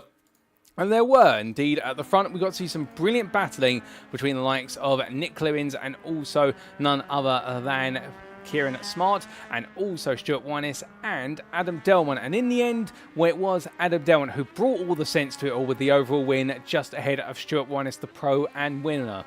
Nick Clewins, meanwhile, had a little bit of a moment with Andrew Pike, albeit I think they've already settled it down and all is forgiven between them. And in 3 minutes' time, we get to do it all again, albeit we will be inverting the top 15 finishers of race number 1, and it will mean that William Kurtler will line up and pole for the second race of the day. Now, in all of it, we got to see some brilliant battling further down the field as well. We also got to see some drivers get a little bit too friendly with each other, it should be said. Elbows out and more than that. And I think brilliantly summarised there in the YouTube chat by driver Jack Pitters, which is this racing is insane, absolutely exhausted. And I think we also do say hello there to Jonathan Berry, who's not on the grid tonight due to practicing for another series, but still very happy to have him tuning in for a good moment or two. And we'll, I believe, cheering on there both Jack Pitters and also having a little bit of sarcastic comment to his good friend and a rival at Lewis Mason there, saying he's done better without me next to him, and that's in reference to their altercations between each other in previous rounds. But you put the two of them together on the circuit, it's almost as if they've got magnets in their cars which attract them to each other, and they normally do end up rubbing paint and even more than that. But as everyone winds the way through, what can we expect in race number 2? Well, plenty more of the same is what we would love to see. But can we get a quick word from other drivers to really tell the story there of what we can expect in race number 2? And we might be able to. Let's see if we can grab a quick word with this man, Lee Horn, as he weaves his way around. And let's grab a quick word from the man of NXTGEN Racing. So as we get a patch through to the car of Lee Horn. Lee, have you got time for a quick word? Good evening, Paul. Indeed, I have. Always got time for you, my friend. Well, Lee, it's absolutely great to see you on the grid once again, enjoying the Legends machine. How was race number 1 for you? I won't lie, it wasn't the best.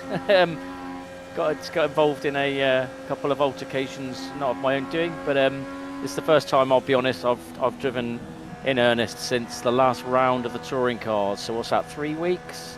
Pretty much, I think 3 or 4 weeks, something like that. So yeah, it's a little bit of a baptism of fire coming back on, going onto a legend race. I literally made qualifying, didn't I?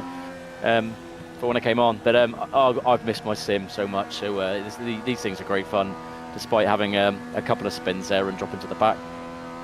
Oh, it's great to hear you having fun, and we've missed you, Lee. So the last question I've got for you is, what can we expect from you in race number 2? Will you be trying to come through the field?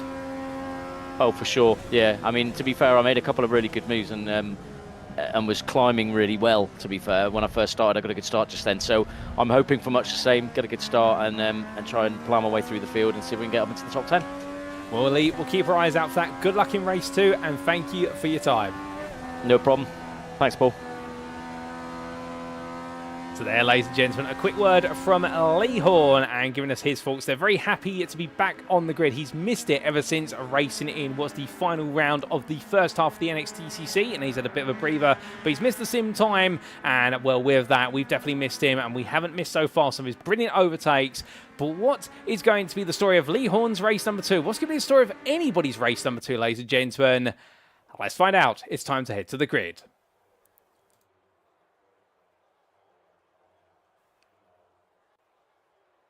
So as all the drivers make the way onto the grid, this is how they'll line up for our second race of the day. And we're top 15 at reversal at the finishing positions from race number 1. It's William Kurtler who lines up on pole. The Outstep Racing driver is in the company of Alan McCain for iRacing Esports. We then have on row number 2 the pair of Jack Pitters, the privateer, and Lewis Delmont for NXTGEN Green. Lewis Mason and Jamie Dory make up row number 3 ahead of Kieran Sharp and Matthew Cheverton, with Phil McDougall and Dan Mould completing your top 10. Outside the top 10, let's not forget about them. Starting best to rest in 11th, Kieran Sharp for Track Scotland, ahead of iRacing Esports' Nick Clibbins. We then have Andrew Pite and Stuart Winnes line up on row at number 7, ahead of Adam Delmont and Nigel Stock. Carl Thompson and Duncan Ryan line up on row 9, ahead of your top 20 completing drivers of Jonathan Collins and Lee Horn. And last on the grid, it will be there, the pair, or at least the last full row of the grid, of Mark Hughes and Ben Altrier. But we'll have to hold the phone there, ladies and gentlemen, because it's time to go racing once again. Matthew Jordan lines up 23rd, and with 5 red lights, it's lights out and away we go once again here. Jonathan Collins up to the start from the pit lane. So 22 cars get underway. And as they do, it's a slow start there from William Kurtler. But for Alan McCain, it's another day in the office. He moves into lead. And Jack Pitters follows him through as they head up the rise in towards turn number 2. Now, will we see a bit of battling further back? Will the whole field compress into the braking zone? The answer is most likely yes. But Pitters goes defense from the inside there as Lewis Delmont tries to tuck in but loses momentum. And therefore he's going to fall back with Matthew Sheraton there in contact with Lewis Mason. Mason goes round. And that collects none other than Kieran Smart. Smart goes round, but the majority of the field survive what's happened there. I think Sheraton just unsettled there, and as a result, door bashing Lewis Mason unintentionally and sending Mason around. But that could have been far, far worse. But it wasn't quite as bad as what it seemed to be. But as all drivers come through Noble, well, right now a trip over the apex curb there for Duncan Wright, and also for none other than Phil McDougall means they don't gain any momentum, but instead they will now fall back into process as they roar the way around, and Ben Altrier will hold the head of this pack. They're fighting over another than 15th place, but from them, well, the rest of the field is starting to run away a little bit as they all head up towards Brooklyn Straight. You can see that a couple of drivers running wide. That's going to be a mistake. Can he save it? Yes, he can, and that is Alan McCain there with one of the saves of the day there with a very, very loose rear end after running out onto the AstroTurf on the exit of turn number 8. He collected the car back together, and Alan McCain may lose a load of places, but he doesn't lose the car, and that's the important thing as he comes through club. Brilliant car control there from Alan McCain. Absolutely on a knife's edge, but to be fair, you could cut the tension with a knife, and there's even more tension. That's Lewis Delmont. He's got around on the exit of the chicane, and so has Altrier, so has Thompson. They've all gone round there, and well, in synchronicity as they go on to lap number 2, there's drama before they've even come through for the first time. And so after one lap of racing, it is Jack Pitters who leads ahead of Jamie Dorry. A 1 second gap has formed, and Kieran Sharp is at the head of the next pack. He's got Nick Clemens, your Pram leader, ahead of William Kurtler alongside as Kurtler loses the lead of the Pram class there. It's Clemens coming through the opening 3 quarters, but down they come then out to turn number 4 Seagrave. It's a run wide from Kurtler. That's going to bring Matthew Sheraton into the mix along with Adam Delmont. You see Sheraton there side by side with the 61 of Wadis, as meanwhile it is going to be Dan Mould trying to get onto the back of this. He sits in 9th, and Nigel Stock rounds off your top 10. The Crystal Autosport driver just a little bit further back here and just watching and waiting in the wings. Indeed, it's all happening right now as he roars his way around.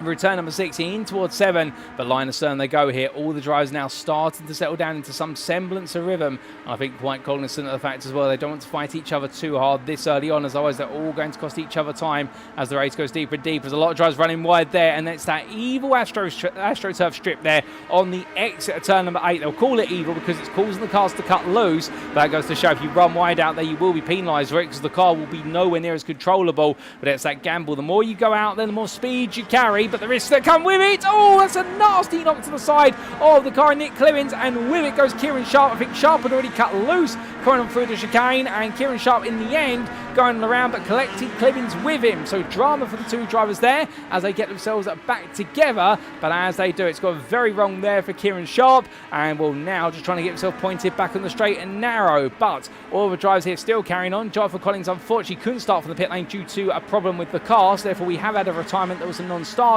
Alan McCain has got his car repaired. Meanwhile, he's back out there now in 22nd place, but a bit of a gap down, but he's had some repair work done to the car, so more still to come here, ladies and gents. We're not quite seeing a safety car as of yet. Hopefully we don't see a safety car, although it will bunch up the field together. We do want to see fluid racing as much as possible, but we will see what is to come. As we can see further back there, well, that is Mark Hughes right now at a dismal race number 1, but normally if he has a difficult race 1, his race number 2 is definitely a lot stronger, and Hughes right now enjoying a great battle here for what is 5th place in the Pram class with Clemens, McDougall and also himself, with Lewis Delmont there on the back, but a pro driver, and Hughes here right now trying to pick his way between as he looks to go up the inside here, gives a little bit of a love tap to the rear of the Mountain Dew machine and collects expected, and that is going to be a bit of a tuck. He goes to the grass, albeit Mark Hughes there will just come straight back on. It's not as dramatic that time as it could have been, and I think in the end the little tap to the back of the Douglas car end up sending him sideways towards the car in Nick Clemens, and we got caught Clemens' car and had to straighten the steering wheel out to avoid going around. So some brilliant reflexive action there from Mark Hughes,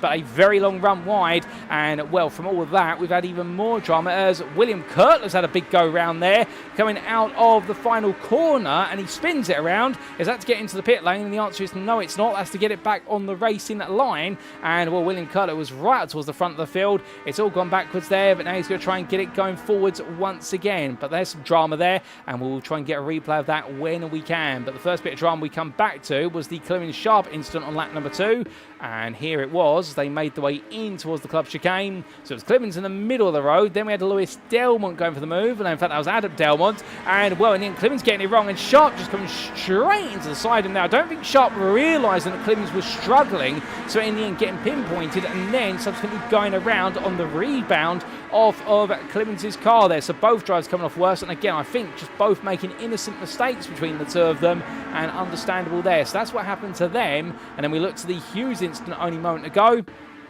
and this was Mark Hughes battling at the time with Nick Clemens. So coming down through Village into his club, taps the rear McDougall's car, comes across, and a little bit of awkward contact there. That looked as though that was netcode contact, but the cars don't physically make contact in the simulator, but it's due to respective internet connections.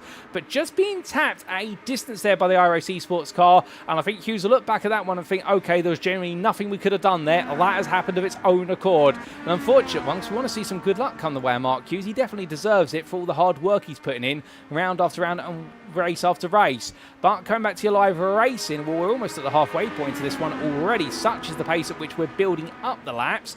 And well, Jamie Dory right now leading ahead of Pittus and Adam Delmont. But this top 3 of pros has definitely got the rest of the field a long way away behind it at this point. And well, there you can see from the top 3, it's then the next 3. And it's Andrew Pint, Matthew Sheraton and Stuart Winus all together. Your prime leader, he's in 6th overall, and will right now be hoping he can just gradually run off into the distance, because your second place prime driver is the leader of the next pack.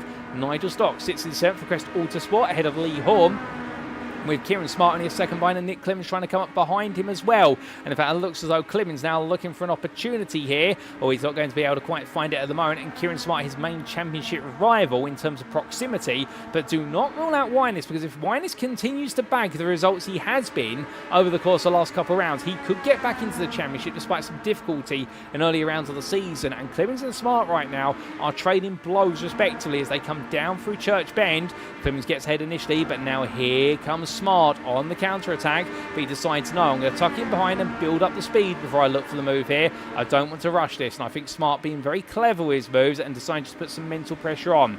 Rear of the pitch, you can see Kieran Sharp up the inside here of Duncan Rye. That's going to move on the brakes to gain another place, moving now up into 11th on his recovery drive, and further back, Hughes and Lewis Mason. Mason tucking up the inside there of the privateer, and the 495 back into the hunt already. So despite his big rallycross excursion coming out to Church Bend, well, Mark Hughes already back into 18th place and back on the charge. And if he can get past Lewis Mason, his next target will be Matthew Jordan, who we didn't see on the grid for race number 1 of the day, but it's good to see him here now in the number 86. And I'll tell you one thing, he's been a star in his debut season in the NXTGEN, and he's also put in some good performances so far here in the Legends. And Mark Hughes doing the same there, a nice dip up the inside in towards turn number 2, and Mark Hughes getting the move done there on Mason. Now can he get up to Jordan, or will Mason come back at him? Well, I think he'll be hoping that the two can work together as he goes very sideways. He gets under control in the end, but even Mark Hughes right now having to wrestle the Ford Legends Coupe machine back to what is pointing a straight line, as Mason is inside there. They come through the left in towards the right, and Hughes still ahead for now, but Lewis Mason not giving in one bit. It's brilliant, respectful racing between the two of them. But coming on down from Village in towards Church, well, for drivers who've already cleared their way through there, we come back to the very front of the field. And it's Delmont, Dory, and also Pittus there. And well, the two close friends, and indeed two of the oldest. And when I say oldest, not in terms of age, we're not going to be revealing the ages of these drivers at all here today on the broadcast, ladies and gentlemen, because it would be impolite to do so. But two ultimate veterans of NXTGEN Racing Series. Indeed, they've been there since its inception, are Dory and Delmont. And right now, these two push each other onwards as fresh face of Jack Pittus. Well, he's doing an absolutely brilliant job there in the 28 of staying with the two old school drivers. And and right now trying to inject some new blood into this lead battle, and we will see exactly when he tries to go for the move. But I think right now he is playing the game, which is just wait in the wings, see what they do, and once they start to nip at each other, that's when the opportunity is going to arise, and you only need to take it once. And well, Jack Pitts, we saw that in race number 1, he definitely was an opportunist. It didn't quite work out the way he wanted it to come the end of the race, but showed a lot of promise, and I suspect in this race we're going to see even more of that promise shine on through, and perhaps even his first win of the season on his debut round. But looking a bit further back, we do have Hughes, Carl Thompson and Phil McDougall here, as in fact we have had Lewis Mason for a lot further back. I think Mason had an off track, so Mark Hughes now has a lot of company around him. He has Thompson, he also has McDougall, also Kurt there. They're all looking for an opportunity to get involved, and Will McDougall on the inside squeeze his way through, and McDougall at the end, well, he's clipped the apex curve, it sends the car out wide, and I think he might argue the door was shut on him there, but it was a gamble to go that tight based on the camera angles we saw. So Mark Hughes in the end firmly taking his racing line, and McDougall coming off the worst of the two. As a result, Kurtler and now Thompson, well, they both run out wide there, take the grass. That's going to curb all their momentum, and I don't think William Kurtler can get it back under control. It's into the Alco barriers, it ricochets off, and well, for William Kurtler, much like for McDougall, it is a trip gone astray. But as they bring themselves back together, this has not been their race of the day. They'll be hoping for more in race number 3, and that's a safety car. Sonny neutralises all the gaps. And as we do see a bit of a moment for Kieran Sharp, who's had a spin coming out the final corner, we believe. Well, Dan Mould moves up into 13th place. Well, what exactly happened to Kieran Sharp? Here's a quick replay to explain, ladies and gentlemen. And, well, it was back in that time with Lee Horn there, and one of the Iris Esports machines, I think that was the car of Alan McCain. And Smart just taking too much apex curve at 12. We saw that earlier on in qualifying. We saw it in race number 1. Drivers are making that mistake. Too much curb, and it is costing them plenty of time. And this, only months ago, happened at the start of lap number 8. Dory, this was Jamie Dory running in 3rd place at the time. A little bit of a run wide, well, coming up into turn number 2, deciding to cut a lot of grass. They're turning in way too soon before he got to turn number 2. So even the best out there make mistakes, even if they're small ones. But coming from a man who's done grass trimming to a man right now who's missing the front bumper, well, that is Dan Mould as he carries on. And well, as he does so here, just hoping that he can get past Kieran Sharp, who's come right back at him. But looking back to the front of the field, and in particular the battle for 4th place, where there's your Prime leader Stuart Wine is getting ahead of both Andrew Pike and Matthew Sheraton. Smooth moves there, but he's under a bit of pressure now because that is going to be Pike getting very close to the back of him, and Sheraton also thinking about getting involved. Wine is on the outside, then into Allards. We could see Sheraton move into the inside, trying to get ahead, does so. Pike, meanwhile, just stays in 4th place, stays at the head of the trio here with a 4-second gap to the top 3, off in the distance there. Well, right now it's really the battle for 4th place between these 3. I don't think they can go any further.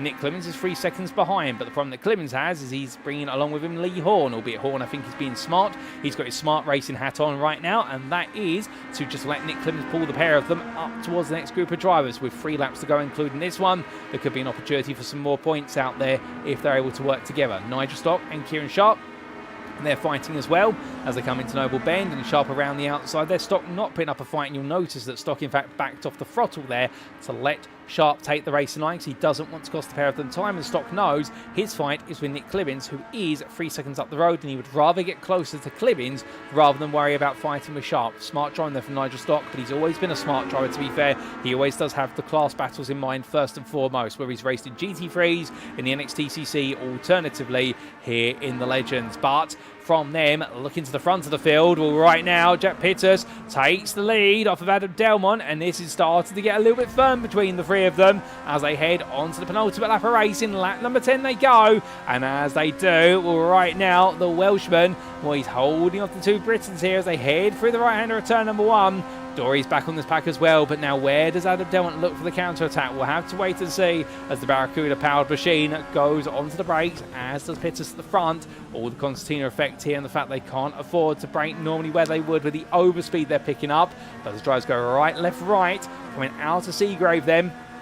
Will we see any potential moves from Delmont? And no is the answer. He decides to tuck in, be smart. Now he's going to peel out here, put it to the racing line, give Pitters the confidence to take his own racing line, as that's going to be a big sideways moment there for Adam Delmont, going sideways, coming in towards Noble. What on earth happened there to Adam Delmont? That is completely unusual. Was he tapped by Jamie Dory there coming into the corner?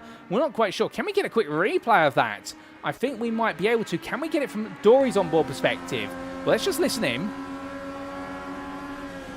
And it was a tiny tap to the rear left quarter panel of Adam Delmont, sent him sideways. I think for Jamie Dory, he saw the door was open and thought he could get in there, but you'll notice that, in fact, the way Dory backed off there was to make sure that if Delmont did cut completely loose, he would not collect the pair of them. So therefore, Delmont's actually been allowed to get back into this fight because Dory's backed off enough to let Delmont pick up his toe. So Pitters still leads here going into the final lap, but it's getting intriguing between the top three. There's definitely a lot of respect being shown, and Dory there just poking his nose in at the wrong moment, and it's an easy mistake to make. Noble such a tricky corner to overtake at, even these very small machines compared to the other types of machines that are raced around here, both at a domestic and a national level.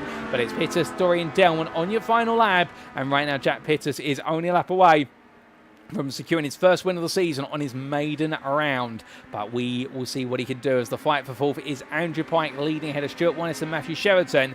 And well, either way this goes, Stuart Winnes will take your prime win right now, unless Nick Clemens can get a bit closer, and Clemens only 2.5 seconds away from that battle. He is pushing as hard as he can, but how much closer can he get? That is the problem that confronts him, as Andrew Pike, meanwhile, still keeping Winnes and Sheraton at bay, albeit coming round all the way here through Goodwood Bend. I think things will stay static. It will be coming out of Church, where we will see the eruption of the battling. And speaking of Church, well, right now, ladies and gentlemen, hold on to your hats, because Jack Pitters will head into the right-hander as leader, but as he heads up the hill now towards Club Chicane via Brooklands. Will it be anything but that? Because Dory, 1/10 there on quarter exit, looking to the outside. Adam Delmont too far behind to make it free wide at the moment, or is he? Well, Pitters tucks back in behind. Dory takes the lead for a brief moment. Delmont now squeezes to the inside. Dory covers him off. Pitters looking around the outside. Delmont outbreaks Dory in towards the Club Chicane. Contact between the two of them, and Dory just runs away with the lead as Pitters takes the escape road. Delmont returns to the racing line, but Jamie Dory in the end says, so long, folks. I've got the victory in the bag, and the checker flag waves. It falls to Next Gen Races. Jamie Dory ahead of Adam Delmont in second. Matthew Sheraton will take home a photo finish third place ahead of Andrew Pike and prime winner Stuart Winnes. Jack Pitters had to slow down line 3 off-track penalty, taking him to 6th place ahead of runner-up in prime Nick Clemens in 7th, and it was Lee Horn in 8th ahead of Kieran Sharp finishing in 9th. Nigel Stock around off the prime podium in 10th place ahead of Duncan Marai, and then it will be Kieran Smart completing the prime top 5 in 12th. Dan Mould comes home in 13th ahead of Matthew Jordan 14th, and then Mark Hughes, well done to him, he fended off the attacks of Cole Thompson and Lewis Mason to line for 15th place, with Phil McDougall coming home in 18th. And then it will be William Kurtler who finishes in 19th ahead of your last finisher of this race, and it will be Alan McCain who heads the line here in 20th place. He will be the last finish on the lead lap and of this race in general. The rest of our drivers will be classified as either finishers, albeit not on the lead lap, or non-finishers or non-starters. But Alan McCain will finish 20th, and what has been a challenging race for the 212 driver.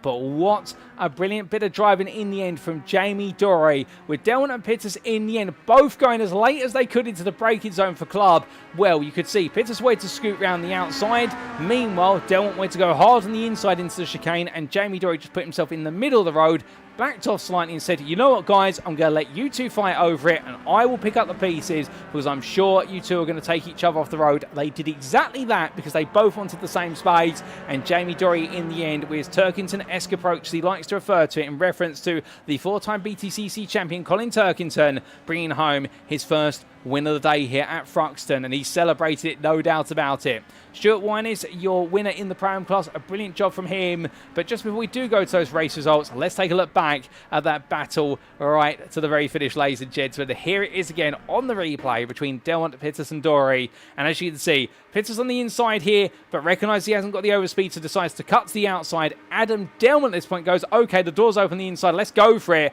But he goes a bit deep. Pitters in the end turning in, the two collect each other, and Jamie Dory just simply ran away with the proceedings there. And what a smart drive from him, as we do come back to your live circuit side pictures, and with it we bring you your race results subject to Eddie Stewart's inquiries.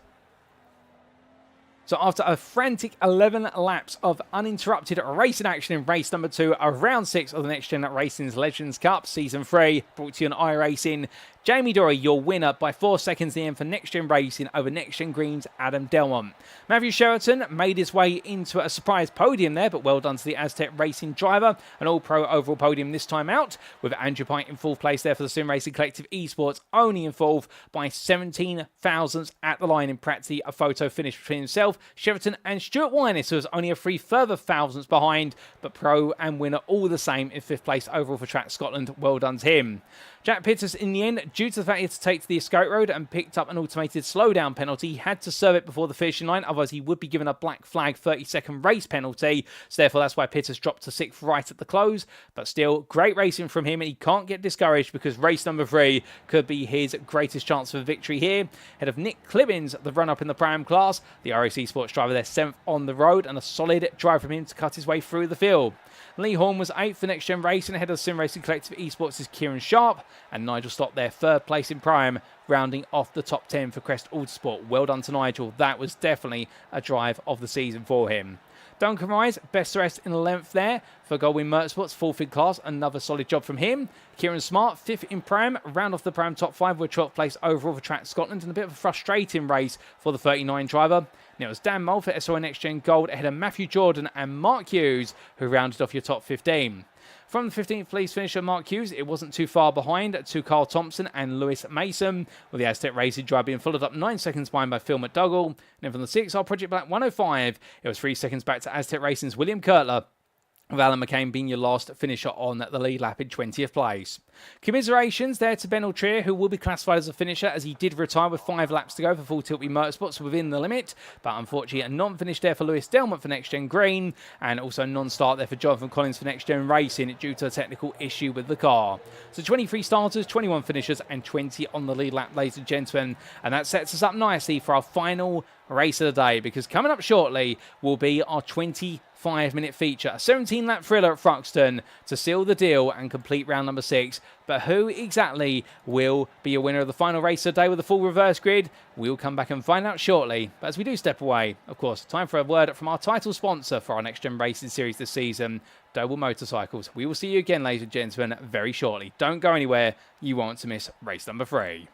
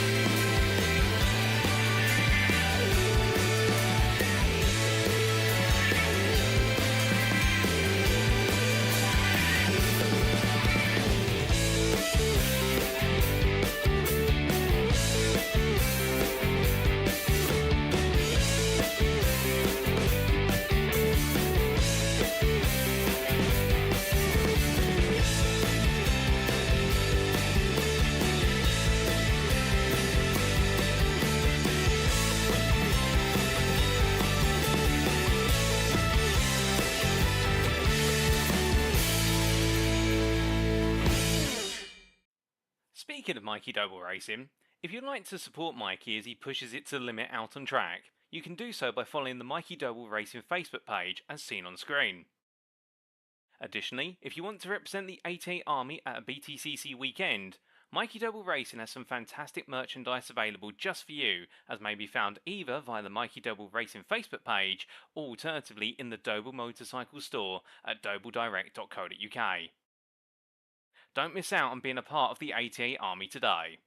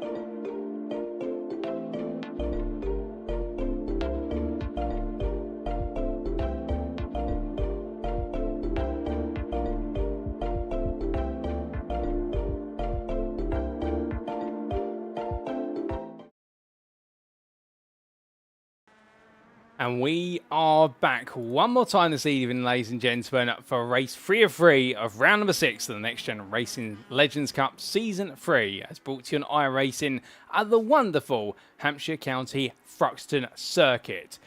Well, race number 1 definitely had plenty of drama and battle in action. Race number 2 raised the standard incredibly high, and we got to see fantastic fighting up, down and through the field. And well, in the end, we got to see Jamie Dorey deliver some absolute racing smarts to take the overall victory. And it was 2 out of 2 in the Pro-Am class for none other than Stuart Wynis, who now will be looking to try and make it a 3rd here today if he can.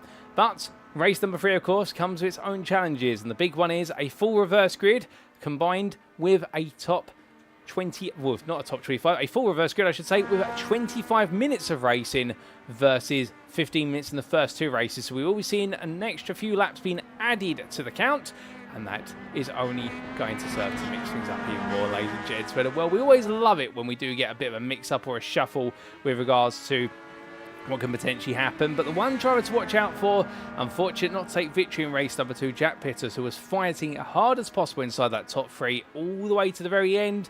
And now at the very end, unfortunately, an altercation between himself and one of his rivals definitely upsetting the apple cart and forced him a long way down the order. And both he and Adam Delmont went all in into the club chicane as Jamie Dory backed out, and we backed out for good reason, because then it was Pitters and Delmont having contact with each other, and, well, we got to see the contact between the 2 of them, and therefore it was Pitters who in the end picked up the pieces where others, well, picked up the pieces and dropped them, and Jamie Dory was the one who managed to pick everything up by comparison.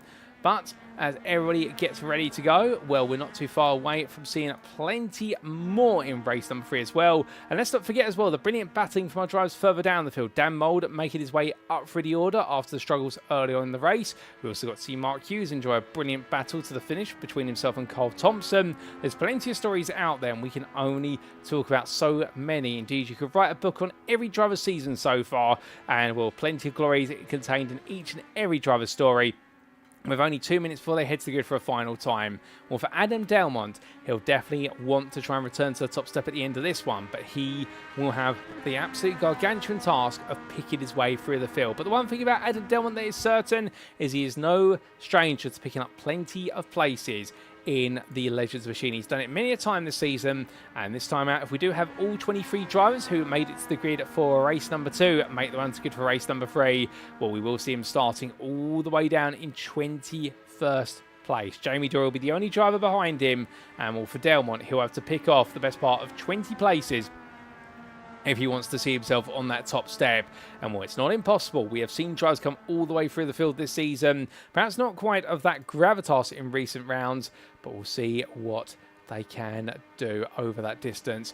And, well, as all drivers make the way through, we have heard there's some slight technical issues for Jack Pitters. The car's not quite going at the moment. We will wait to see what's going to happen there. We may have a bit of a grid hold for Pitters depending on what can be done, but I believe there's had a bit of a technical issue with the car, and if so, that might be unfortunate there. We might see him join mid-race, but if so, he would be joining effectively a lap down. But you never know what could happen, to be fair, and we will see. But that's just a word that's come through down from the paddock, whereby one of the observers have spotted that number 28 has had a technical issue with the car, and therefore we could be missing our debutant, who's definitely delivered a gold star performance over the first 2 races.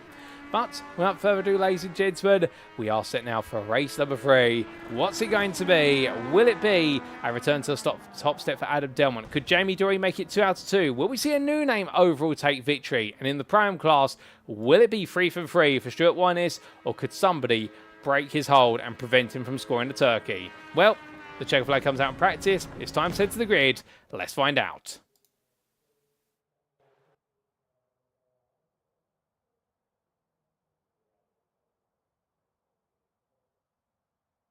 So as the drivers make the way onto the grid, this is how they'll line up for the final race of the day. And, well, in fact, that grid not quite being right there, I believe just been populated a bit too soon. There we go. There's the correct grid. And as we can see, Alan McCain taking the reverse grid pole position for iRacing Esports, Pro-Am and overall, ahead of William Kurtler for Aztec Racing. Line up behind them on row number 2, Phil McDougall and Lewis Mason. Row number 3 will go the way of Carl Thompson and Mark Hughes, and then in 7th it'll be Matthew Jordan before you get to your first pro, and that'll be Dan Mould, who starts 8th for SO NXTGEN Gold. Completing your top 10, it's Kieran Smart and Duncan Mariah, and then you do come to the 6th row of the grid, and best of rest 11th will be Nigel Stock ahead of Kieran Sharp.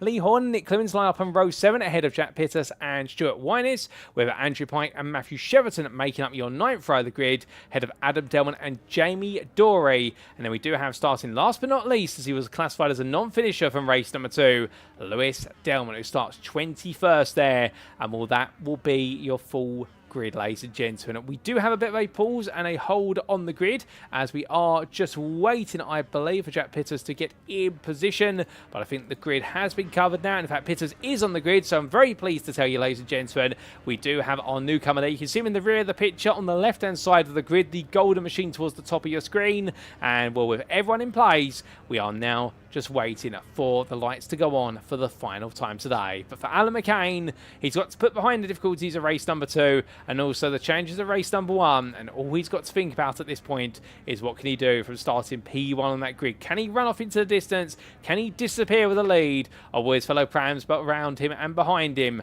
hold him up and prevent him from doing so? At the back of the pack, for Jamie Dory and Adam Delmont, they've got a long way to go, but over 25 minutes, there's plenty of places that can be picked up.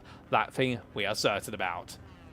But as Overdrive now gets themselves positioned, well, we do look a little bit into the mid-pack, and Lee Horn, well, he starts in a rather pleasant 13th place, and he'll be quite happy with that 13th place start and the fact that he may have an opportunity here to score a big result. He hasn't been shy of pace, but the only change for these pro drivers is most of the pram field is in front of them. And well, that's not to belittle the prams. They do love to fight, and the prams are learning. They want to be pros one day. But of course, this race is really the race for the prams to have a big opportunity to score. But where will it go? Well, here we go then, ladies and gentlemen. The lights go on, and without further ado, it's 4, it's 5, and with 5 red lights, it's lights out, away we go for the final time today as the green flag waves and Alan McCain gets a brilliant start. William Kirtler struggles off the line and Phil McDougall up the inside as it's an 18-lap thriller all the way to the end. And as they roar the way onwards then, while Alan McCain having the perfect start. Dan Moulds had a lightning quick start, already up to 7th place here as they come down into the braking zone for Campbell for the first time of this race. And well, all the drivers here fanning out in the mid-pack right now. All the pros trying to pick the way past the prams early here. But it looks like most of the drivers having a clean start. Duncan Ryder having to take the A-pits curve at turn number 3. And well, coming from Cobb in towards Seagrave. He'll find himself on that outside line. He's going to be careful as Mark Hughes goes round onto the grass. I think that's cold tyres. They're just sending the car around. But to be fair to Hughes, if he can get it back onto the circuit quickly, he'll be back in the pack before he recognises it. But as they make the way through Noble, Adam Delmont already up into 15th, right in the back of Jack Pitters already. Pitters having a bit of a slow start in terms of gaining places. Adam Delmont conversely already up 4 places and making quick work of the lower order. But now he's going to have the tough task of passing Pitters, I should say. Goodness me, trying to pronounce our words there. And well, as they roar the way around, well, for Pitters right now, he's got Nigel Stock and Pike in front of him, albeit you can see Lee Horn there already up into 10th place as well. So a lot of places being made by the leading pro drivers here as 3-4 wide they go, and that's going to be Kieran Smart trying to be pushing along Kieran Sharp. The two Kierans working together as they head onto the brakes. But right now, we're looking around the outside, that's Nick Clemens. He does get ahead of Kieran Smart, and Smart they decide to back off and let Clemens take the place, not wanting to fight it too hard. So after one lap turned, it's Alan McCain who leads ahead of Phil McDougall in second. Lewis Mason is third. They're all prime drivers so far. William Cutler in fourth, Carl Thompson fifth. Then you have your leading pro driver, Kieran Sharp in sixth, ahead of Nick Clemens and Kieran Smart. Dan Mould and Lee Horn complete your top 10 with Matthew Jordan best the rest in 11th. And onto the brakes they come here in towards Campbell. And with 2 wide they enter. Matthew Jordan there on the outside of Andrew Pike and relinquishes the place there to Pike as Nigel Stock, Jack Pitters and Adam Delmont all together. Duncan Ryan taking a quick sneak look up the inside there through Seagrave. But as the back off there, that was more a poke the nose in and see what gets rattled out of the tree. But in the end, it doesn't rattle anything other than his own car lose a bit of momentum. Looking up the inside there into Noble versus Dory, but Dory on the racing line holds around the outside. And now going all the way through Goodwood Corner in towards Village. Well, these drivers are all nose to tail. Further back, Matthew Sheraton, he's working or battling with, we should say, Lewis Delmont. These two had a bit of a coming together at the end of the open lap. We will get a replay of that when we can. And well, that's why they're battling for 20th place right now, with Mark Hughes just a little bit further in front of them and trying to work with Hughes. But from them, we come all the way back towards the front of the field. And as we do, we'll Phil McDougall now looking for a move for the lead here versus Alan McCain. And well, he's going to get it. McCain's not going to fight it too hard as Lewis Mason there practically sideways on the braking. And he gets it started right on the path of his teammate for Aztec Racing, William Kirtler. But Lewis Mason in the end is able to avoid causing a domino effect. And well, that's going to be some significant damage to his car as he factors right back into the pack there, right in front of JB Dory. It's as if he never left the race in there, albeit as he did leave the race. And you can see the damage done on the car because he's not moving at a significant rate of knots. And I'm not sure whether the 991 will be out there for the entirety of the race or whether it's going to have to come into the pits and do some repair work. If it does, that's going to put it a long way down the running order, in fact to the back of the order practically.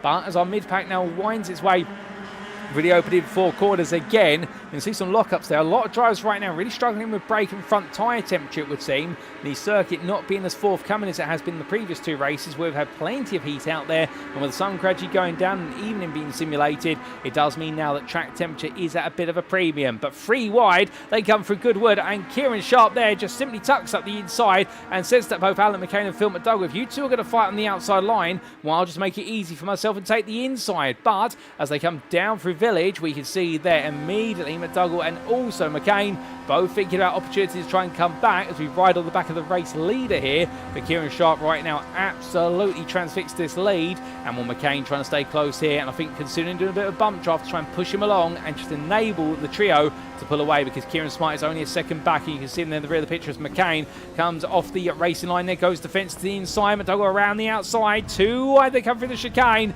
Well, it's going to cost him a lot of time, and McDougall might be able to break away. No, he won't be able to as he goes round there, spins in the middle of the road, parks the car as quickly as it comes to a halt, and will get it off the racing line there. Brilliant job from McDougall to avoid, turn that into a bit of a disaster. And well, Kieran Sharp right now has a 2-second gap over Kieran Smart as a result of the McDougall incident, and will just lose in the rear there, coming out of the chicane after his brilliant side-by-side moment with Alan McCain. And well, McCain and Smart are fighting here for the lead of the Prime class and lead for second place overall. And I think this fight is going to cost them massively, because you can see there Smart practically off the road as he came out of turn number 3, and now Sharp is 3 seconds clear almost. He's going to run away with this lead, and well, it will be Cadwell Park all over again, albeit he'll have done it just by simply taking the lead at the right time in race number 3. But we'll have to wait and see, because of course a late safety car could always serve to bring them back together and mix things up. Albeit we're not hoping for one, of course, but you never know what can happen. We have had one safety car in the opening race of today where we had that massive roll for Lewis Delmont. That's what triggered the safety car. But right now it seems as though everything is proverbially calm before the proverbial storm does arrive on the scene. And well, we can see definitely the pack racing here at its peak as Dan Mould, Nick Clemens, Lee Horton and William Kurtler all together, albeit Mould gradually trying to run away here in 4th place. He's had a good start to this race, but where will he take it from here? Where Smart and McCain fight each other in front, he'll be hopefully get onto the back of them. Smart will take second place overall. Here comes Clemens up the inside of Mould, and Will comes in a little bit too hot. Does he catch it? Yes, he does, Nick Clemens, but that was down to mount to disaster almost there. If it had gone slightly more wide, well, I think we would have been seeing the number 13 iRacing Esports machine go around, but not quite so. He moves up into 4th, and now he's not too far away from battling for the prime lead versus McCain and Smart. And for Nick Clemens, he'll want to take this because of the fact he's yet to take a win here today in the prime class. Stuart Winus is a bit further back, and the man who's taken 2 out of 3 wins, he won't want to see win any further. A big lock up there for Matthew Jordan, who practically, I think there, if he'd locked up any further, would have had a smoke screen up in the 86. Definitely bruising the front left tyre, and with it the front left brake as well. And I wouldn't be surprised right now if he's struggling with a little bit of tyre temperature for the remainder of the race, given that lock up. But Matthew Jordan pushing hard here to keep Winus behind, but Winus right there with him now as they come rolling up, and we're looking to go to the inside. Can't quite get it at the moment. We ride on board here with the number 61 driver, who really has been the star of the prime class so far today. Matthew Jordan putting on a good display, no doubt about it. But as Winus there gives him a little tap on the rear, Jamie Dory just watching behind him. You can see him there in the rear view mirror, and well, through Church Bend they go. But Winus now surely has got to make a bit of a gamble in terms of pulling oil to the toe there. He won't get too much of a slipstream, that's the only problem. But Jamie Dory immediately giving a little bit of a bump draft along here and saying to Stuart, look, I put my faith in you, go along. Matthew Jordan tucks in behind the pair, so he knows what's playing out. And well, they will swap the place into Winus up to 8th place. The important pass there, because he was losing a lot of time to William Kurtler as side by side going into the chicane. That was Lewis Mason versus Duncan Rye, but he went too deep to Mason. As a result, Jack Pitters picks up the place off of Mason, and now Pitters up into 12th here, continuing his way through the field. Nothing's going to stop him unless it's the checkered flag, and credit where it's due to Jack Pitters. He is absolutely going for this. Looking back inside the top 10, Lee Horn fighting there with William Kurtler. Kurtler back on his inside to outside now, coming through Cobb, but Horn going as defensively he can into Seagrave Bend, trying to stop the fighting, because otherwise Nick Clemens will pull away. Clemens is 2 seconds behind Alan McCain, so the battle for the prime lead is still out of reach for Nick Clemens, even a third of the way into the race. McClemens being given an opportunity just to drive his heart out here, but that's where Smart and McCain, they decide to work together. They know what's happening behind, they know that Clemens has got clear track in front of him, so they need to work together here in order to make sure that Clemens can't get any closer. and they're being smart about it for the time being. But is that an element there of McCain wanting to fight coming down through Village? We thought it might be. Not quite, but McCain definitely sending the message to Spark, which is, look, I'm only working with you for now, but as soon as I see a chance, we will fight again. He pulls out the toe there, but which of these two is going to give way to the other? Neither wants to. They both want to lead in their respective class, but coming in towards the chicane, well, in the end, it is going to be McCain on the inside. He'll call Smart to back off there. That will blunt their pace. Nick Clemens will gain 4/10 back on them, so definitely there, the fighting between them. While McCain trying to send a message, which is he wants to lead the prime class, is in the rear of the picture. That's gone wrong for William Kurt. That sends Jamie Dory round, and Dory comes back onto the race line. Jack Pierce drops one. He dodges two. Does he survive it? Yes, he does. And Jack Pierce, there's some brilliant manoeuvring. And indeed, right now, Rallycross combined into being the Drift King as well. And Jack Pierce there, he's not going to have any bad luck striking wherever he can. And well, if he wants to, I think I would recommend he buys a lottery ticket later on today, because with that fortune and his ability to control the odds, right now, I think he could be a lottery winner, because that was some brilliant evasive driving there from number 28 and up into 8th place there, and it all went wrong for a number of drivers, including Lee Horn and Jamie Dory, but not for Jack Pittus. And well, as we come onto lap number 7, we're going to see this fight now play out between them as they roar the way upwards in towards Noble Bend. And Matthew Jordan side by side with Jamie Dory. They were side by side only moments ago, only to end up going backwards around the circuit. But right now, Lewis Mason and the Aztec Racer drivers trying to push each other along. Well, they were earlier until William Cutler was dropped out of this group. Now Lewis Mason having to try and work with drivers of another team in order to keep behind Lee Horn. As Dory on the inside there, Matthew Jordan coming down. He doesn't go for the move too harshly this time, as Lewis Mason will go very deep there coming out of Church Bend. That's going to cost him a lot of speed, but again, he'll pick up the toe, and that's not going to cost him any time at all. And that might be a little bit of a tactical move there to let himself fall out of the lead of this group, so that way he can get back into the fight towards the end of this lap. And while he's thinking about it, coming up into the chicane, but decides not to. There's Matthew Jordan, taps Lee Horn, then collects the grass, and more Lewis Mason will come through as Matthew Jordan has to back off. Behind Nigel Stock, he's got a quartet with him, and this is himself, William Cutler, Andrew Pike and Phil McDougall. Pike still trying to make his way up the order, but at the moment not quite able to get any closer.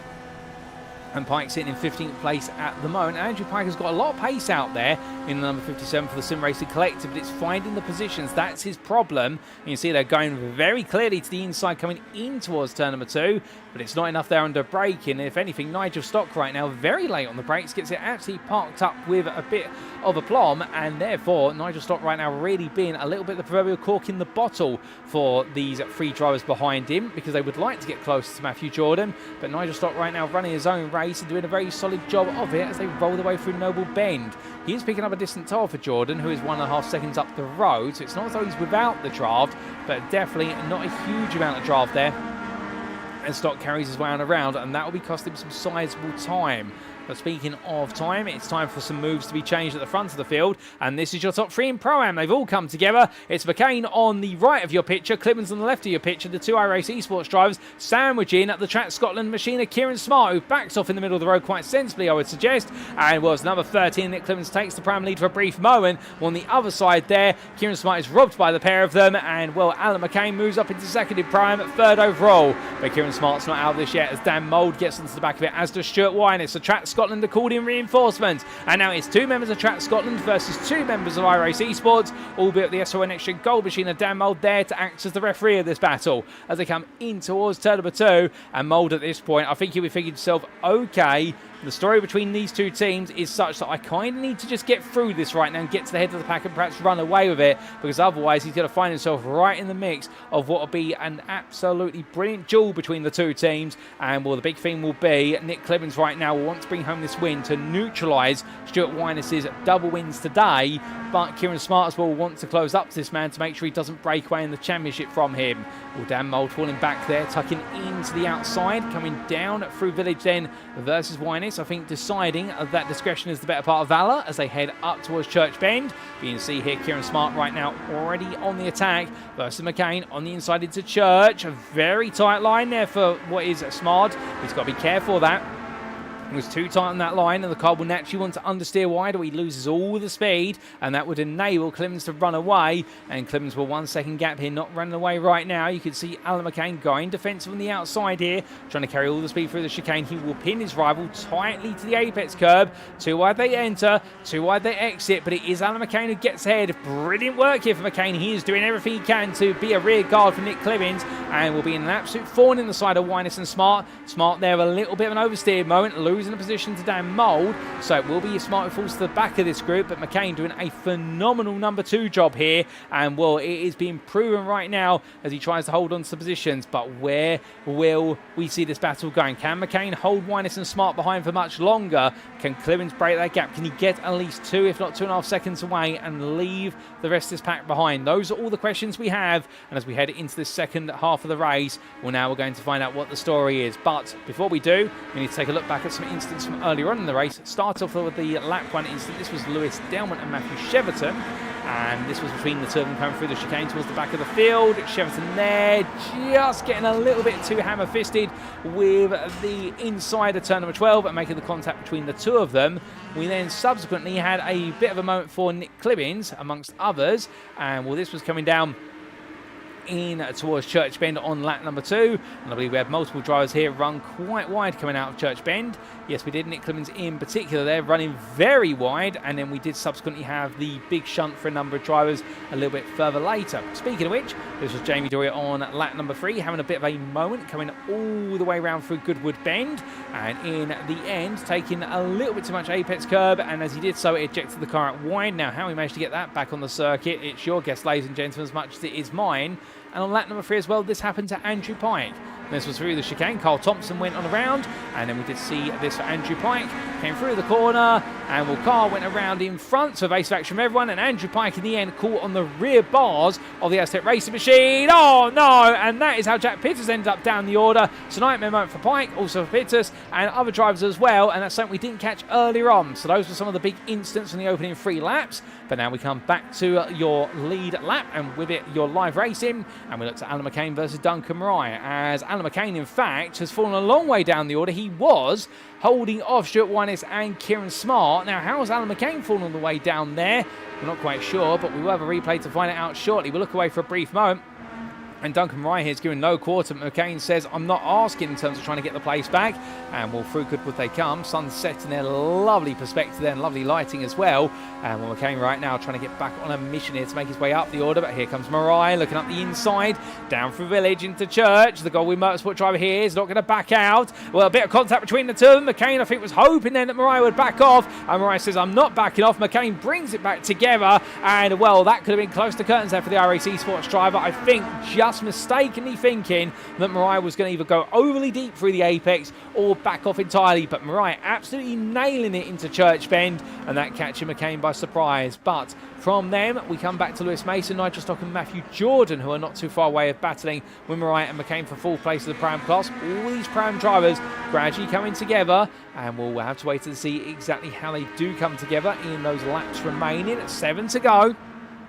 And right now, Jordan all over the back of Nigel Stock as they head up the hill in towards turn number 2. And we'll ride on board with the number 86 car at this point. You'd have to imagine he's going to think of a move here. Does he go for it? Yes, he does. But the car comes a little bit loose there under braking and therefore has to back off. Otherwise, he would have had the rear snap round on him. And Matthew Jordan there. Brave move potentially in towards Campbell. But at the time they got to Cobb, whereas back into the hands of the Crest Autosport machine of Nigel Stock. And a lovely bit of driving there from Stock just to simply hold his confidence and hold his line.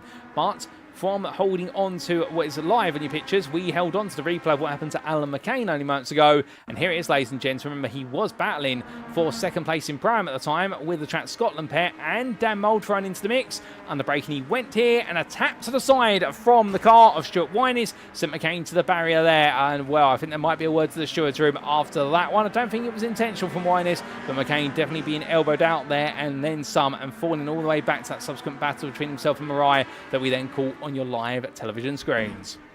But coming back then to the lead lap, and with it, the live racing, we do see a little bit further back there, Phil McDougall and Matthew Sheraton fighting each other.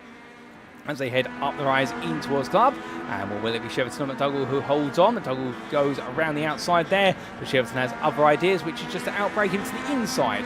So Cheverton returns to 14th place as quickly as he lost it versus McDougall only moments ago. They head on to their next lap.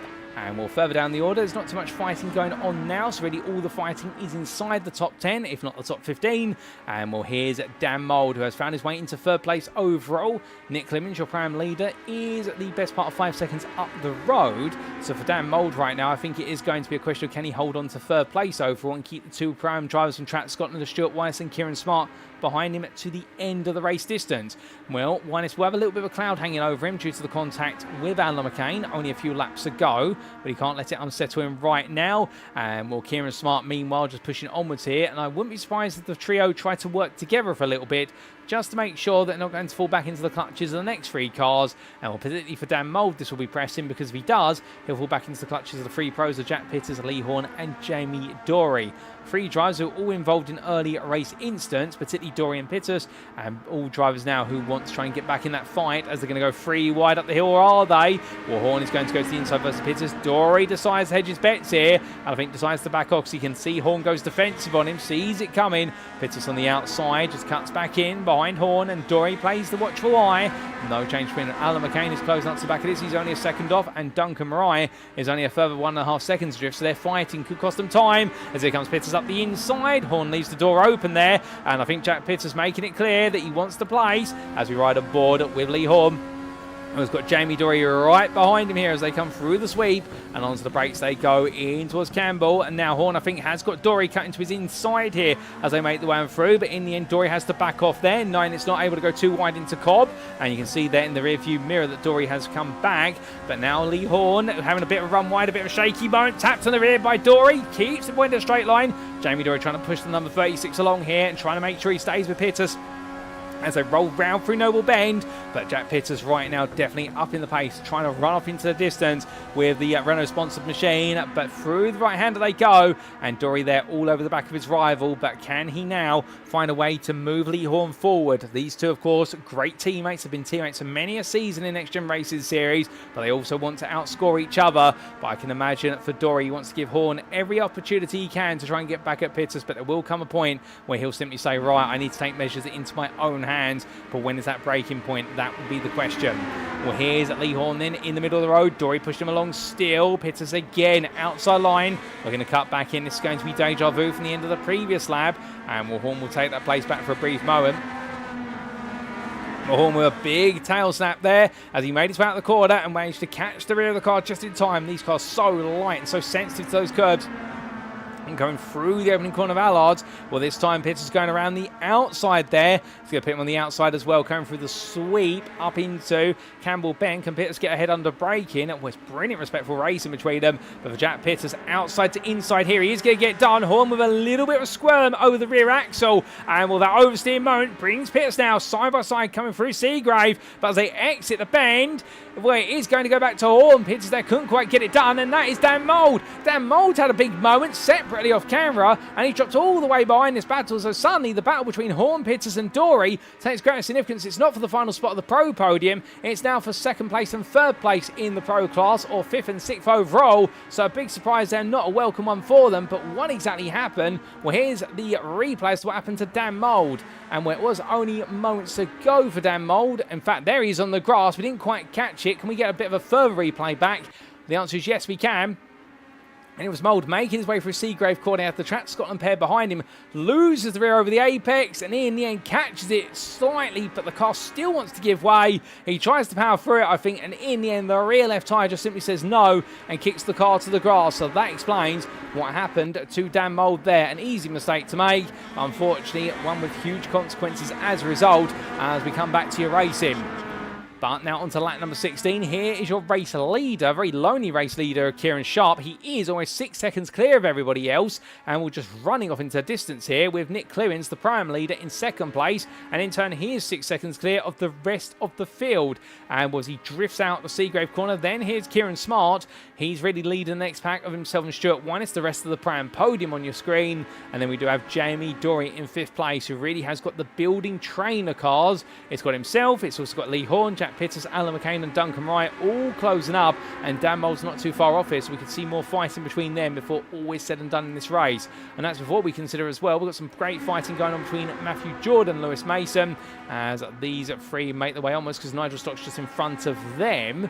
And what also we do have in front, Matthew Sheraton here and the Aztec Racing crew, definitely trying to make a bit of a move forward. But also NXTGEN Racing's Matthew Jordan here, the privateer, he's looking for an opportunity as he powers his way all the way on through in towards the Church Bend shortly. We're riding on board with Matthew Jordan. He's fighting for 6th place in the Pram class versus Stock and Mason. Nigel Stock really has been a bit of an unstoppable force here today in terms of his defensive prowess, in the fact that he's been immovable and everybody's had to battle with him, has had to expend so much energy trying to find a way through that in the end they've not normally been able to, and Lewis Mason has come up behind that. Matthew Jordan here, well, he's had a huge triple toe there, but he knows not to use the overspeed too aggressively, and well, he decides to stay back where he is right now, down in 14th. But I suspect come the end of the next lap they've gone to lap number 17 of their races right now, he might be starting to think about being a bit more aggressive here. As in the pit lane we've got Lewis Delmont and also Carl Thompson. It's not quite gone well for them, so both cars may be in the stages of retirement. And well, that is unfortunate given the fact that particularly for Lewis Delmont it's not been his day today, and Carl Thompson had some great races in races 1 and 2, but race 3's gone wrong as Matthew Jordan there snatching the car into brake in the rear, stepping loose. There's a very particular way to brake into quarters such as Campbell, and in the end Matthew Jordan with some brilliant car control catches the car in the nick of time. That could have gone all the way round, but it didn't quite do so as he falls back a little bit off the back of Mason and Stock, but he's still there with them for the best part. But from these four, as they continue to push onwards and the battle between them gets tighter, well, speak of tight battles here, and Jamie Dory's running away, but Lee Horn has now got to try and fend off Alan McCain and Jack Pitters, and it's going to be McCain looking to the inside here, coming down in towards Church Bend. Pitters meanwhile backs off and decides to go for the long distance time. I think a very smart move, and well, as these drivers now look to accelerate their way all the way through Brooklands, what's Pitters going to be able to do? And the answer is not too much here. He has to tuck back in, and in the end Alan McCain does get the place off of Lee Horn, and Pitters just waiting and watching in the wings. I wouldn't be surprised if on the next lap he'll definitely start to roll up his sleeves and look for those potential moves, because it is the final lap coming about. In the battle for 2nd place in Pram and 3rd overall, Stuart Winans is ahead of Kieran Sharp for now. These two are starting to fight each other, and of course it will be the fundamental rule, which is you can fight as long as you don't take each other out of the race, because they are teammates here as they come through turn number 2. But Winans doing everything right now, trying to make it a triplet of podiums. He won't be able to make it 3 out of 3 wins because Nick Clibbins is too far away for that, unless Lady Luck goes against Clibbins at this point. But Winans right now trying to maximise his points to bring himself firmly back into the Pram Championship, and well, this result will definitely give him that status to be the 3rd man in the championship. Although Kieran Smart here now outside of Noble to the inside through turn number 6. It's looking as though Smart might be able to take the 2nd place back, and Winans now had to try and outrun him up through Brooklands here. So very tactical between the two teammates, and both of them sizing each other up all the way to the finish. But how will it play out? We will see as I head into Church Bend, and now Smart will need a good exit, and Winans here's got to think, okay, overspeed and positioning, 2 will go hand in hand, but we have to leave them be for a brief moment, because making his way through the final few quarters, it's been a dominant drive since he's made his way to the front of the field, and for Kieran Sharp, it'll be race 3 victory that comes to him at TSRC by a lovely 7-second gap in the end over prime winner Nick Clibbins, who takes his 1 win of the day here at Thruxton in the prime class, 2nd overall. And in Stuart Winans, he'll come home for 2nd in the prime class, 3rd on the road ahead of teammate Kieran Smart, who crawls the line now, I think due to a track cut right at the end and burning the time penalty, with Jack Pitters finishing 5th on the road ahead of Lee Horn and Alan McCain. And then it will be Dan Mould in 8th place ahead of Duncan Rye, with Jamie Dory rounding off your top 10.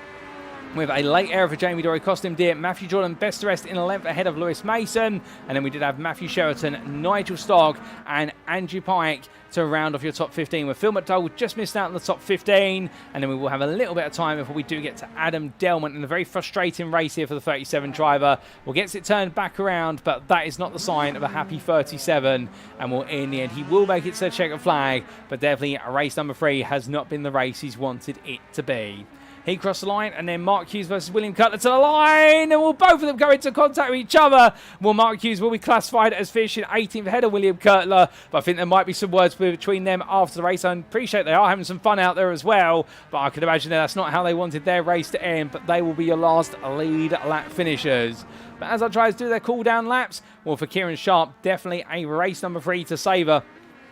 And indeed, echoes there of race number 1 at Cadwell Park in terms of just being in the lead and running away with it, albeit here today, definitely not as far ahead of the field in terms of his pace compared to Cadwell Park, but after taking the lead on lap number 5, when the end for Sharp, he didn't need to look back, and with all the prams behind him fighting, he was able to open up an absolutely staggering gap.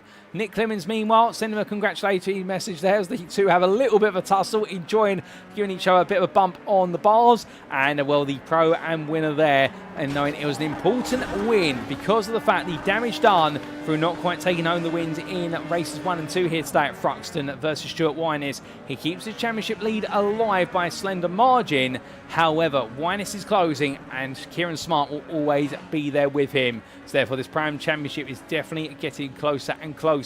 And will Adam Delmont, with a dismal day of results today, particularly in this race, you could understand if he might be thinking to himself now, for the simple reason that it's not going in the right direction at all, that suddenly that lead that he's been able to open up in the absence of eyes at Doble, he may have other pro drivers now who are absolutely nipping at his heels, and that's before you consider Pram drivers up there as well, including the likes of Nick Clemens and also Kieran Sharp. So definitely Thruxton's going to have a big impact on the Drivers' Championships, but we'll need to understand that impact in a week's time when we do head to Donington Park. But right here and now, what we can do is understand those provisional race results subject to any stewards' inquiries, and here they are, ladies and gentlemen, for our final race of the day. And after a brilliant 25 minutes of racing, Kieran Sharp, your winner for the Sim Racing Collective Esports by 6.7 seconds over Nick Clemens, the prime winner for iRacing Esports there in his own comfortable lead of a race. Stuart Winus round off the overall podium there for Track Scotland, second in the Pram class, ahead of teammate Kieran Sharp, who round off the Pram podium there of Clemens, Winus and himself. Well done to all of them, and in 5th place, a further 7 seconds back, it was Jack Pittus, the privateer from Wales there, delivering a solid drive to fight his way back through to 5th place. What a drive from him, no doubt about it, ahead of Lee Horn, with the next-gen racing driver fending off the charge of Alan McCain and Dan Mould and Jamie Dorey to make it 6th on the road, but he couldn't quite keep Pittus behind him. In 7th, it was Alan McCain there, missing out on a prime podium, but a 4th place in class. He won't be upset about that, and a top 10 finish as well for iRacing Esports. Header SL with next-gen goals Dan Mould, who did well to recover after falling onto the grass. He's managed to make his way back into 8th place there. Well done. And then it was Duncan Rise in 9th for Goldwyn Motorsports, the South African driver, finishing just ahead of Jamie Dorey, who had to settle for 10th there for Next Gen Racing. Best of rest in 11th, it was Matthew Jordan who fended off the attacks of Lewis Mason to the checker flag, with the X-Tech Racing drive being followed up by his teammate Matthew Sheraton in 13th. And there was Nigel Stott for Crest Autosport and the Sim Racing Collective Esports' Andrew Pike, who round off your top 15. In 16th, it was Phil McDougall for CXR Project Black by a comfortable 17 seconds ahead of Adam Delmont, with the next-gen green driver really having a frustrating end to his day, but was ahead of Mark Hughes and William Kurtler, with the Aztec Racing driver then being followed up by the retirees of Carl Thompson, the privateer, and also we did have retirements there for Lewis Delmont for next-gen green. But 21 starters, 19 finishers, all on the lead lap, ladies and gentlemen, and that brings all of our racing to a close here at the Thruxton circuit. What a round of racing for round number 6. There were twists and turns, and there were some absolutely brilliant battles up and down through the field. But rather than us describe all the racing once again, how about we take a brief breather and we come back in approximately 8 to 9 minutes time for post-round interviews with our volunteer drivers. Don't go anywhere, ladies and gentlemen. You won't miss them. We will see you again very shortly. But in the meantime, what you can do is let us know in your respective chat what was your favourite moment or moments from the racing here at Thruxton today. We will be back as soon as we possibly can.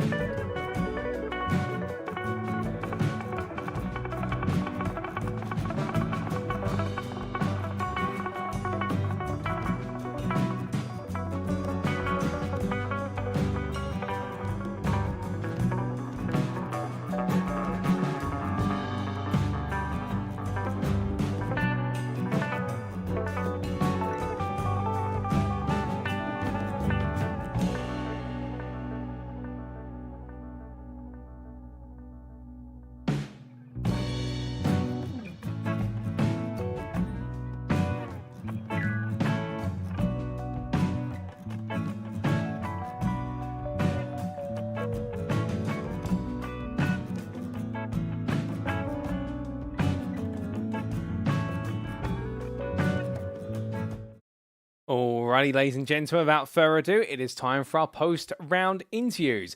We've got 3 interviews lined up this evening. It's going to be a mixture of Prams and Pros, and we're going to kick off with one of our star drivers in the Pram class today. We're going to be hearing none other than Track Scotland's Stuart Winers, as he does get ready to join me in the interview room, and we'll hear the story of his back-to-back wins, that absolutely brilliant pole position lap as well overall and in class, and also get to hear the story of his race number 3, where he couldn't quite make it a perfect evening, but he definitely came close to doing so. In fact, let's bring him in here now. He's good to go. And as we do say hello to Stuart, good evening to you, Stuart.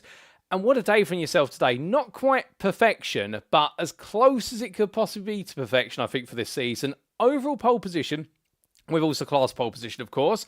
2 wins in class in races 1 and 2, and a second in class in the final race of the day. You must be absolutely ecstatic about that. Yeah, evening, Paul, evening, guys. Yeah, great night, I think, of racing for me. Qualified. Yeah, I think I got the tool just right from Adam Delmont on the whole lap, and he just told me right round, and it was on pole. And I seen the time, and I'm like, I'm just gonna keep going round and round and try and pick up a toe for somebody else if I can. And then I noticed by the end it was nobody was getting close. I was like, okay, I'll just come in, I'll just do that. But the races, yeah, first race. Yeah, it was a good battle between me and Adam and Andrew and Nick for the top 4 position, so it was really good. Oh, it was. I mean, talking a little bit about that qualifying lap, absolutely nailing the tone. I think you're spot on there in the fact that many tried to emulate you, including none other than Adam Delmont, who fell to 300ths behind you in qualifying.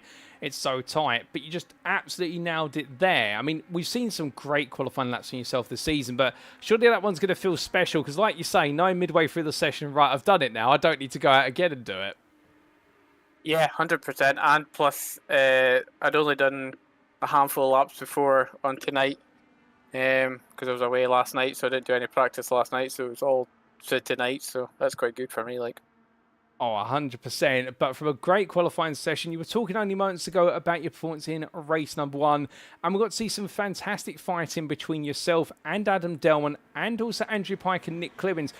What was it like in the dynamic of that battle? Because, of course, you're in a title hunt versus your teammate Kieran Sharp, plus also Nick Clibbins, but you're fighting with 2 pros, and you're all sort of wanting to win overall. At what point do you sort of go, you know, I need to win Prime more than I want to win overall? a bit of both. If I could pick somebody to go with, I was like, I'll go with anyone who's leading just to try and push away from the next 2. But we all kind of just stayed really close together, and I think by the last lap, I think it was me and Adam had pulled a little gap on Andrew, and I thought if I could get a run up the hill to the last chicane, I might get him, and I thought I did. I just didn't have enough of an overlap on him, and he just kept sneaking. I was like, oh well, just let it go and go for second, go for the points, go for the win for the Pro-Am. So I was almost there. I'm hoping I can get a outright win at some point in this season. Oh, well, you came close in race number 1. Not quite there, but I appreciate the full process behind deciding to focus on the prime win over the overall win right at the end there. Coming into race number 2, meanwhile, another overall win, but this time 5th in the overall standings. We did get to see in that one, there were a lot of pros fighting at the front, and a lot of pros also trying to come through the field with a top 15 reverse grid as well. How was that race for you? Yeah, frantic, maybe a word we could use. Yeah, it was just trying to get through the pack, trying to get a nice clean race, obviously not to get caught up in anybody else's mistakes. I think teammate Kieran got spun round, or he spun into someone, I don't know. He kind of struggled, and I was just trying to say, right, I'll stick with this guy, stick with that guy, and just move your way through the field, and it seemed to work, and I almost got Matthew and Andrew on the last lap. I thought I had the move done, and then they both out-dragged me to the line, so I was a little bit disappointed with that, but I was still going to get Pro-Am win, so I was happy with that.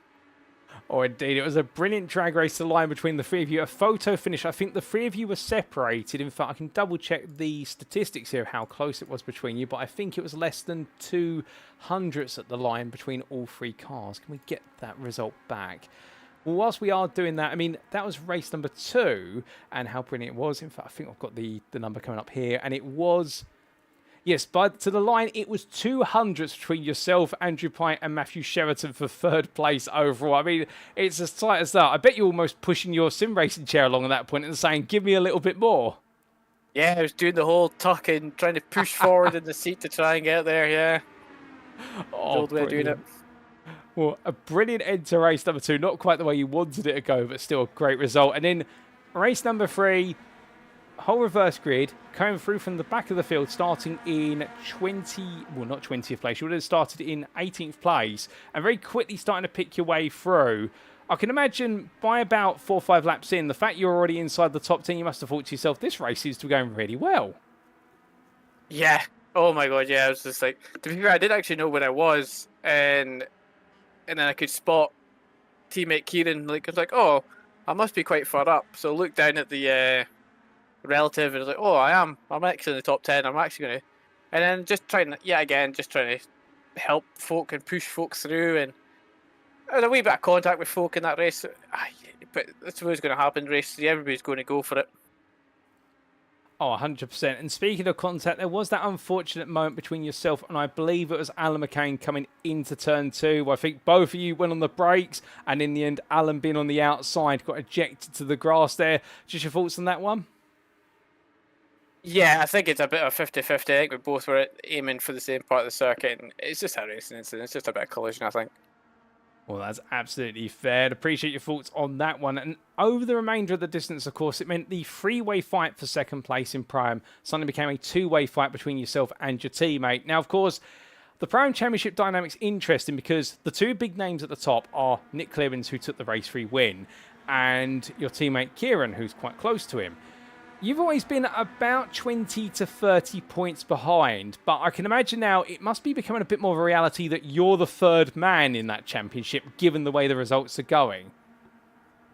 Yeah, 100%. I'm trying to eke into them and trying to get the points back, and I think when by lap, like 4 laps to go, I think it was me and Kieran just by ourselves. I think Dan spun, and we weren't catching Nick, so it was basically just play around with each other, get a slingshot at each other, and see what we could do, see if we could close the gap. But we weren't closing the gap, and yeah, I kind of set him up a couple of times and let him take the lead around the last part of the lap, and then I got the run up the hill and took the position from him. So happy with that. But yeah, I'll try and keep Nick and try and get Nick some points away from both of them to maybe try and get a 3-way battle for the championship.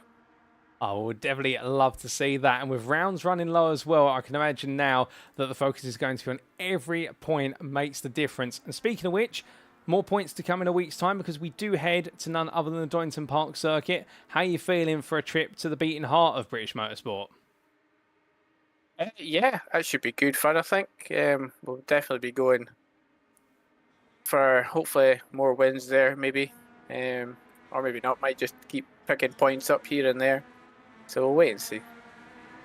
Well, we look forward to seeing what you can achieve next week in round number 7. But just before we do let you go, Stuart, is there anybody you'd like to give a shout out or a thank you to live on the broadcast this evening?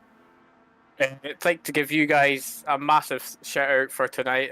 We've got a fair sized grid, looking good, and also just for the Track Scotland fans who keep cheering us on all the way. Well, Stuart, a big thank you to yourself as well for joining me for an interview this evening. It's been great to hear your thoughts on the racing today, and well done your performances. I mean, definitely one of the rounds of the season for yourself with that overall pole position, the 2 class wins, and a 2nd place in class in the final race today. We look forward to plenty more at Donington Park in a week's time and see whether you can shoehorn yourself to become one of the big championship contenders in the Prime class. But until then, my friend, enjoy the moment, savour the evening, and we will see you again in a week's time. Cheers, thank you, Paul. See you later. So hearing it there, ladies and gentlemen, from Stuart Winus and his story of today, and what a story it was in the fact, pulling off a brilliant pole lap, and mentioning there as well in the fact that he'd known he gathered the toe, he got it absolutely spot on, and when he'd done that, he didn't need to do it anymore. He couldn't create a better lap out there, and whilst many drivers came close, they couldn't quite come close enough. Race number 1, where it was a 4-way fight for victory, he was gutted that he couldn't quite pip his rivals to the post to take the overall win. With that win, of course, going and to none other than the driver of Adam Delmont, but still missing out by a couple attempts. He still took home the Pram win and made sure he didn't finish behind Nick Clibbins. That was the important part. Race number 2 was talking about there the fact that with the top 15 reverse grid, very quickly find himself coming on through the running order, and he was very happy with that performance, and therefore it just clicked together once again, albeit some great batting in that race. And in race number 3, talking about there, very elbows out racing, a bit of contact. He did mention he feels as though the contact between himself and Alan McCain was a 50-50 incident into Campbell, that they were both braking towards the same space on the circuit, and one out, one lost out in that situation. But talking about the enjoyment of the racing, and also knowing that given he's got the belief now that he is the third man in the Pram Championship fight, that he needed to finish ahead of his teammate, and did so fairly, got the run on him up the hill, going up Brooklands into club on the final lap, and will 3 podiums, 2 wins of which in class today for Stuart Winus. He's got to keep that belief up, because if he can deliver that at Donington Park, and when we do see the updated standings at the start of next week's broadcast, my gut feeling is right now it's going to be even between all 3 of them, Clibbins, Smart and Winus, heading into our final 3 rounds of the season, and that is going to lead to a brilliant conclusion to the Pram Class Championship, ladies and gentlemen. But with our first interview complete, we now come on to our second interview of the day, and we are now going to be hearing from none other than Adam Delmont, the man who had a great start to the day, but it went a little bit wrong in race number 3. But let's hear his story from his perspective and how perhaps things could have worked out differently. Well, without further ado, ladies and gentlemen, we bring him into the interview room now, and we say hello again to Adam Delmont. Good evening to you again, Adam. And now that the racing has concluded, well, a win overall, a second place in race 2, a race number 3 perhaps to forget about. Has it been a good night, or has it been a bad night, or somewhere in between? Good evening, mate.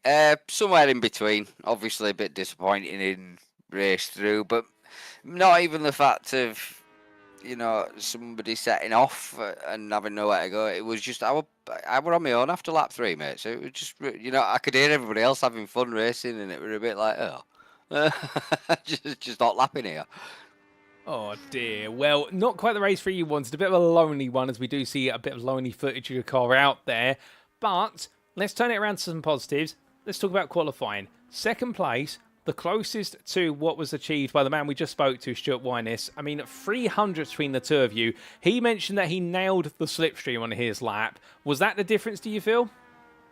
Yeah, to be fair, I actually towed Stu round for that lap. He was behind me, and I knew he was on a good one because I was on an absolute flyer without tow. So, yeah, I think there were a couple of points I did go green on my times, and I would have gone quicker. But, you know, as it was not meant to be, I'd make a small mistake, or the car would step a little bit, and, when you push into those limits, those tiny little mistakes cost quite, highly. So, yeah, I couldn't put it together. So, well done, Stu. Really good lap, and I think the top 3 were separated by less than a tenth, I believe. Oh, indeed, you're absolutely spot on there. Less than half a tenth. I think it was 45 thousandths come the end of the qualifying session. I mean, it's always close, but that just goes to show, doesn't it, how close the pace is? Yeah, exactly that, mate. And it just proves how much you've got to be on your game. Look at last week. Kieran was absolutely rapid. He just dominated last week. And then this week, much more evened out, much more leveled out. And it was good fun. Really good fun.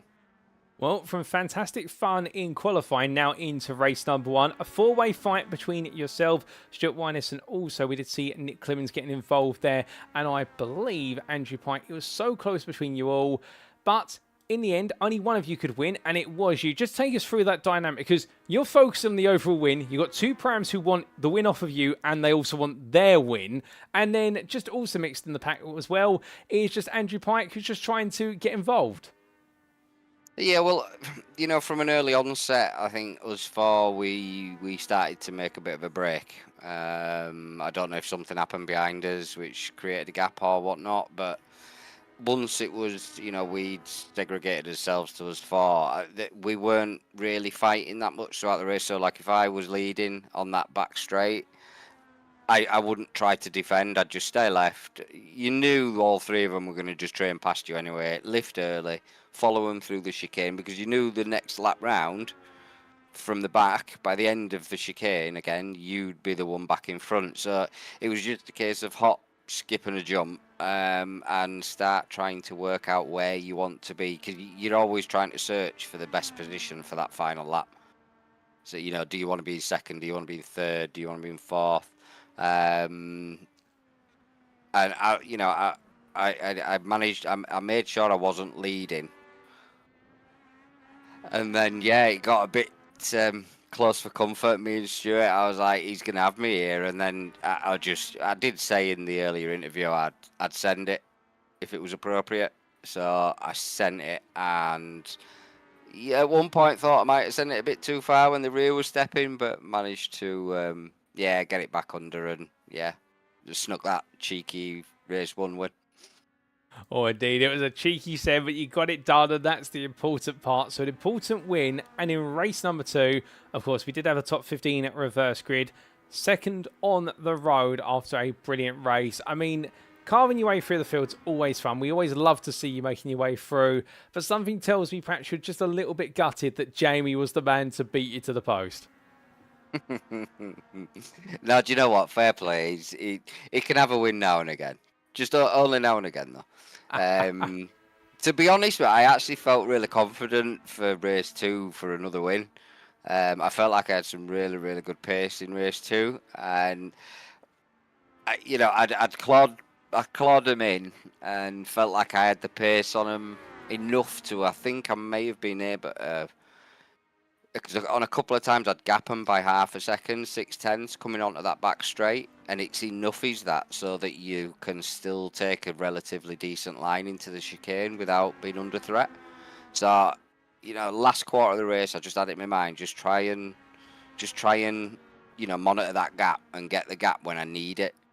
But it didn't work out. I think at one point I was just going through the left-hander, and I think I got a late. It must have been a split-second late call on my spotter, because he didn't say anything, and all of a sudden Jamie's bumper hooked mine a little bit. Managed to save it, but it obviously dropped me a little bit off them two coming into those final couple of laps. So last 2 laps I just absolutely nailed it, mate, to try and catch him back up, and did, and went for a Hail Mary and thought it worked in race 1. I'm gonna go for it again, and in all fairness, I would have stopped that. I had it under control as much as it was sideways, but because of the angle of the car, I couldn't see where Jack was, and I actually didn't realise he'd hung it out and braked as late as he had to keep with me into there, because I knew I'd braked really late. And we just got stuck together, which was unfortunate. I managed to stop and take the corner, but Jack, I believe, had to take the escape road, which probably gave him a slowdown. So, a bit unfortunate, but it was exciting, and, it wasn't too bad. Oh, indeed. It was exciting for us here in the commentary booth, getting to see the 3 of you take very different approaches to the final braking zone of the final lap. And like you say, unfortunate, but surely understandable, both you and Jack going as late as you could, and well, both of you coming off to a degree worse compared to Jamie at least, but still a great end to the race. So a second place in race 2, and in race number 3, starting from the back of the field. It doesn't take long, and suddenly you find yourself by your lonesome. Yeah, well, the worst thing is I'd had such a good start, Paul. I think within those first 3 laps, I think I was rapidly approaching up to the top 10. With all of them in plain sight ahead, and just picking my way through as I do, making the most of others' mistakes and sending it when I can. And it was just unfortunate, mate. Yeah, it was a good run. It was a good drive through, and then I just saw a car off to the left coming out of the chicane. So I just tried to hold a position to the left of the track. And then I saw Andy a little bit further up the road to the right, sideways across the track. So I had a car on my left, so I could only go as far over as that car would allow me to go. And I thought it was enough, but I think Andy just made a boo-boo, didn't he, and just put his foot down to try and spin it round to get it out of the way, like to get going again. But unfortunately, it took me by surprise, and that split second where you're coming towards something and you're like left, right, and then they move, Yeah. And it just throws it all out. So I just tried to hook left as best as I could, and yeah, it wasn't enough, unfortunately, and I took a really big hit, which I think I tried to turn right, yeah, because he moved across to the left, and I would have stayed left, but it made me throw it to the right, and it just wasn't enough.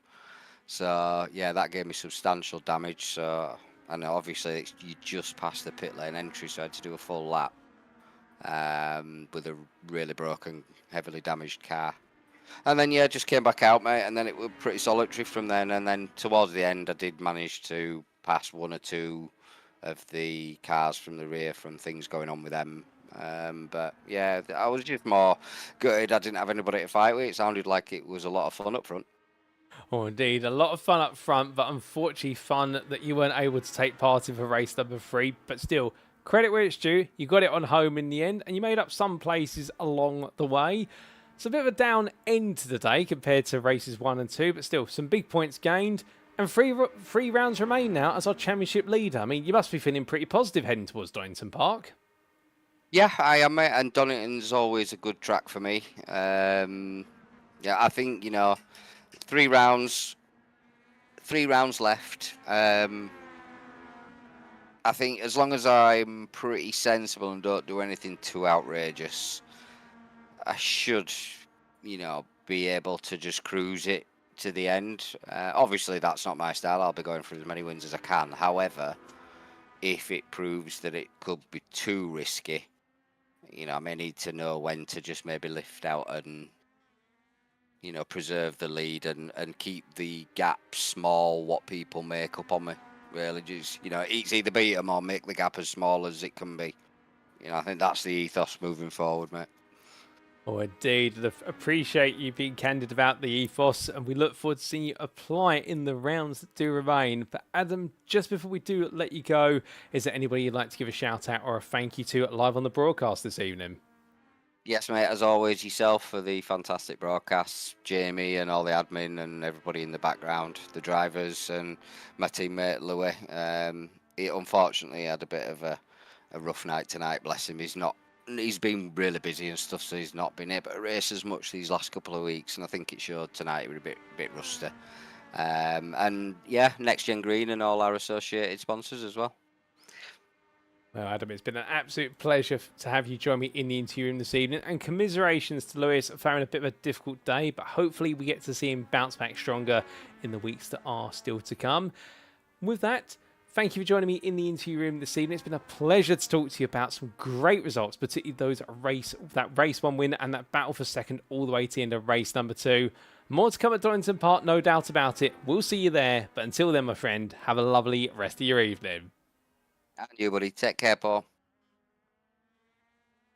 So hearing there, ladies and gentlemen, from Adam Delmont, championship leader coming into this round, still championship leader emerging from it, but 9, it wasn't a consistent set of scores today. Race number 3, unfortunately, as he mentioned there, one of those situations whereby a lightning start, an incident happens ahead, and then he has to make a last-minute decision. Do you go left or do you go right? The little bit of indecisiveness kicked in, and that's what led to him end up in the situation of making contact with Andrew Pike, and his racing there was a very lonely one after the fast repair. But still talking out the positives, qualifying, and couldn't quite match the pace or the slipstreamer-orientated pace that we saw from Polster to Stuart Winnis, but he came very close. And in the races, that's where it mattered most. Delivered race number 1 by being very smart, battling with the prime driver of Winnis all the way to the end and knowing exactly when to go for it. As he said, he'd go for the send if he thought it was appropriate.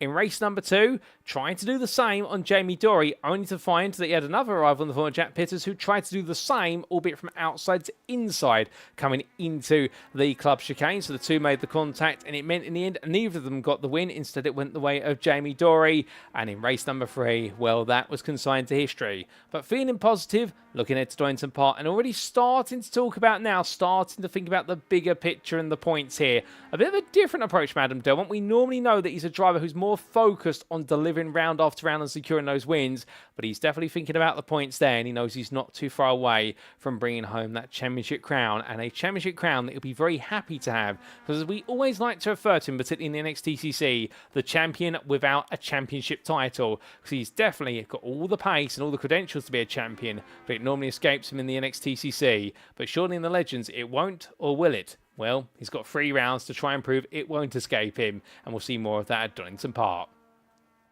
But now, ladies and gents, we come to your final interview of the evening, and what we'll be hearing from will be none other than Lewis Mason, who gets ready to join me now, and we'll get to hear the story of the Pro-Am driver who enjoyed plenty of battling up and down the field, no doubt about it. And, well, the Pro-Am class driver Ian taking home a top 5 in race number 1 and 2 top 10s in races 2 and 3. But enough from me, let's hear from the man himself as he joins me in the interview room. Good evening to you, Lewis. And what a fun day of racing you've had, no doubt about it. A top 5 in Pro-Am in race number 1, 2 top 10s in races 2 and 3, and in all of it, plenty of battling, whether it was with your own teammates, other drivers out there, and even some pros as well. I mean, you must have loved that one. Yeah, it was good fun, that one. Definitely better than last week. Oh, well, an improvement on Cadwell Park. I mean, Cadwell Park was always a bit of a tricky circuit for everybody, but Thruxton, meanwhile, seems a much more enjoyable circuit, perhaps, less technically focused and more about slipstream. Is Thruxton a circuit you've typically enjoyed? Yeah, ever since last year in the touring cars, it's been one of my favourite circuits on the whole thing. I did pretty good in it last year in the touring cars. I did pretty good in it this year in the touring cars as well. And yeah, it's just, honestly, it's one of my favourite tracks. So a lot of momentum then from your experience racing it in the NXTCC, and taking that experience and going into qualifying. I mean, a 13th place overall isn't bad when we've got a field of 20 or so drivers, and 5th place in class there. I think that's your highest qualifying position of the season now that I check my statistics, but you must have been pretty happy with that performance. Yeah, usually I'll mess up qualifying somehow, either I'll off track or I won't be able to get a tow, especially in these cars around a track like this. If you don't get a tow, then you can't expect to be any higher than like 18th or whatever. But yeah, I managed to find someone to get a tow off of and just follow them the whole way around, and it pulled me all the way up the order, which was really helpful. Well, from a great qualifying performance going into race number 1, you gained a couple of places overall, but most importantly, you held on to where you started in the Pro-Am class there. I mean, we did get to see you battle with the likes of some other drivers around you, including, I believe, a lot of pros, in fact, you ended up fighting, the likes of Jamie Dury and Lewis Delmont, just named 2 of them. I have to wonder, how did it feel battling the pros? Because normally we find you battling with other Pro-Ams, but did it feel a bit alien to think, I've got no Pro-Ams around me to fight, I've just got to deal with all these pros who want to pick on me? Yeah, I mean, racing against them really shows why they're pros and why you're a Pro-Am. I mean, some of the stuff that they can pull off is just nuts. And it's really fun to race them because you can pick up a lot of stuff. So if you're like race 1, you've made a mistake somewhere, but you can sit behind a pro and see what they're doing differently. You can learn a lot from it and then take it into the other races, which is helpful. Well, it's always a learning experience then. Like you say, learning off the finest on the grid, a great way to level up your performances. Race number 2, however, rather than leveling up, it seemed to level down a little bit there. What exactly happened in race 2? Got involved in an incident. I got really good with the reverse. I think I was starting like 5th or 6th in the reverse. And I was just involved in an incident. Lap 1, tried going 3 wide into turn 3, I think it was, and I was in the middle. So it was always going to end in tears, and I was the one that came off worse. Just trying to level it up from there, and it didn't really progress to anything. Well, perhaps not the race 2 you wanted with that incident, but flip side of the coin, race number 3, we saw a great start from yourself, and with that full reverse grid, a small mistake, however, did curtail it, and we've just caught it on our replay footage as well. They're going into club where the car just cut loose, but up until that point, it looked as though you're holding your own. Yeah, it's just in these cars, you can't get away with being too eager, and unfortunately, when I see people in front of me that I can catch up to, I get a bit too eager, maybe on the throttle or brake a little bit too late, and unlike the touring cars, these cars are a lot less forgiving with it, and so it just let go, and then I tried straightening it up, and it just spat me back out into the path of wheel. Well, we like to say, of course, when you have an incident, the one driver you don't want to have to an incident with is your teammate, but will manage to find his way into the side of your car. I mean, I can only imagine the 2 of you must be thinking to yourselves, you know what, there seems to be magnets in the car because we keep getting pulled together. Yeah, I mean, we weren't doing too bad up until that. He was doing a really good job of pushing me. He was doing it in the other races as well. But yeah, it was just a bit unfortunate the way that the car spun round. Well, it was unfortunate, but unfortunately, the flip side of it all being that we then got to see you enjoy some brilliant fighting with other pro-ams further down the order, one of which, just named one of them, Matthew Jordan out there, and also Nigel Stock. I mean, it looked as though, for the most part of the race, it was near impossible to pass Nigel, and yourself and Matthew had to find a way through. Yeah, it was really hard to battle with Nigel. I mean, I think I had a bit of damage from that incident on lap 2. And then just after that, it was, honestly, once you're in the tow of someone, it's a lot easier. But if you're the car that's in front of maybe 2 or 3, you just feel like so helpless because they're just all flying past you at such quicker speeds than what you're going. It's ridiculous. Well, the slipstream always being a big factor, like you say, but in the end, you managed to find a way through and fought your way back up to 12th overall, 7th in class. So, in retrospect, race number 3, really almost your achievements of race number 1 again. You must have been happy with how race 3 ended. Yeah, I mean, into the final chicane, race 3, last lap, I had a little bit of a moment, but then I'd say luckily ahead. Matt Everton had a bit of a moment as well and collected Nigel. So, from turning into me almost spinning, turned into me gaining 2 places from it. Well, unfortunate for them, but fortunate for yourself, and in the end, ending on a relative high. So round number 6 is complete. Thruxton's gone well. Now heading towards Donington Park National in a week's time. What can we expect from you there? Probably pretty much the exact same. I mean, just in the middle, trying to do my best and stay out of incidents. And then if I get up near the front in the reverse, you'll probably see me spinning off into the gravel somewhere. Well, hopefully we don't see you in the gravel. Hopefully we see you moving forward in each and every race. But still, we look forward to seeing what you can achieve in the Aztec race in 991. But with that, Lewis, just before we do let you go, is there anyone you'd like to give a shout out or a thank you to live on the broadcast this evening? Yeah, obviously yourself for doing the commentary every week. I really enjoy watching it back. Some of the commentary that you do is awesome. And obviously the admins that make it possible, whether that's race directors, Jamie setting up the lobbies, and then everyone that turns up as well makes it a lot more enjoyable, because obviously if we're racing with 5 people, it's going to be a lot less fun than racing tonight with like 20 odd people that we had. Well, on that note, Lewis, we have to say a big thank you to you as well for being part of the grid. I mean, it always makes me, and I'm sure it makes everyone happy when we see you on the grid week in, week out. And I know there's plenty of banter in the Legends community when you're on the grid. All positive, I do hope. But with that, my friend, well done the results today. Absolutely solid performance, particularly that race 1 performance after your great qualifying session. We look forward to more at Donington Park. But until then, enjoy it, savour the moment, and we will see you again in a week's time. Thank you very much, Paul. Have a good one. You too.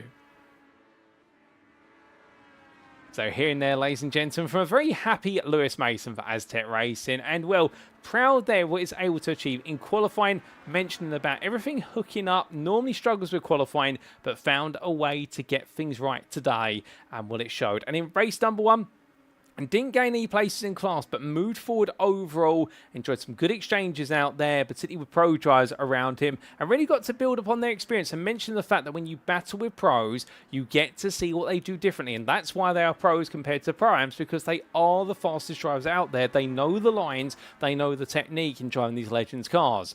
Race number 2, unfortunate there, things didn't go quite right on the open lap workout, but still was able to salvage a little something out of it. And in race number 3, well, we got to see his big slide moment early on in the race, but also we got to see what happened consequentially when his teammate William Kurtler came charging into the side of the stranded Aztec racing car of Lewis Mason.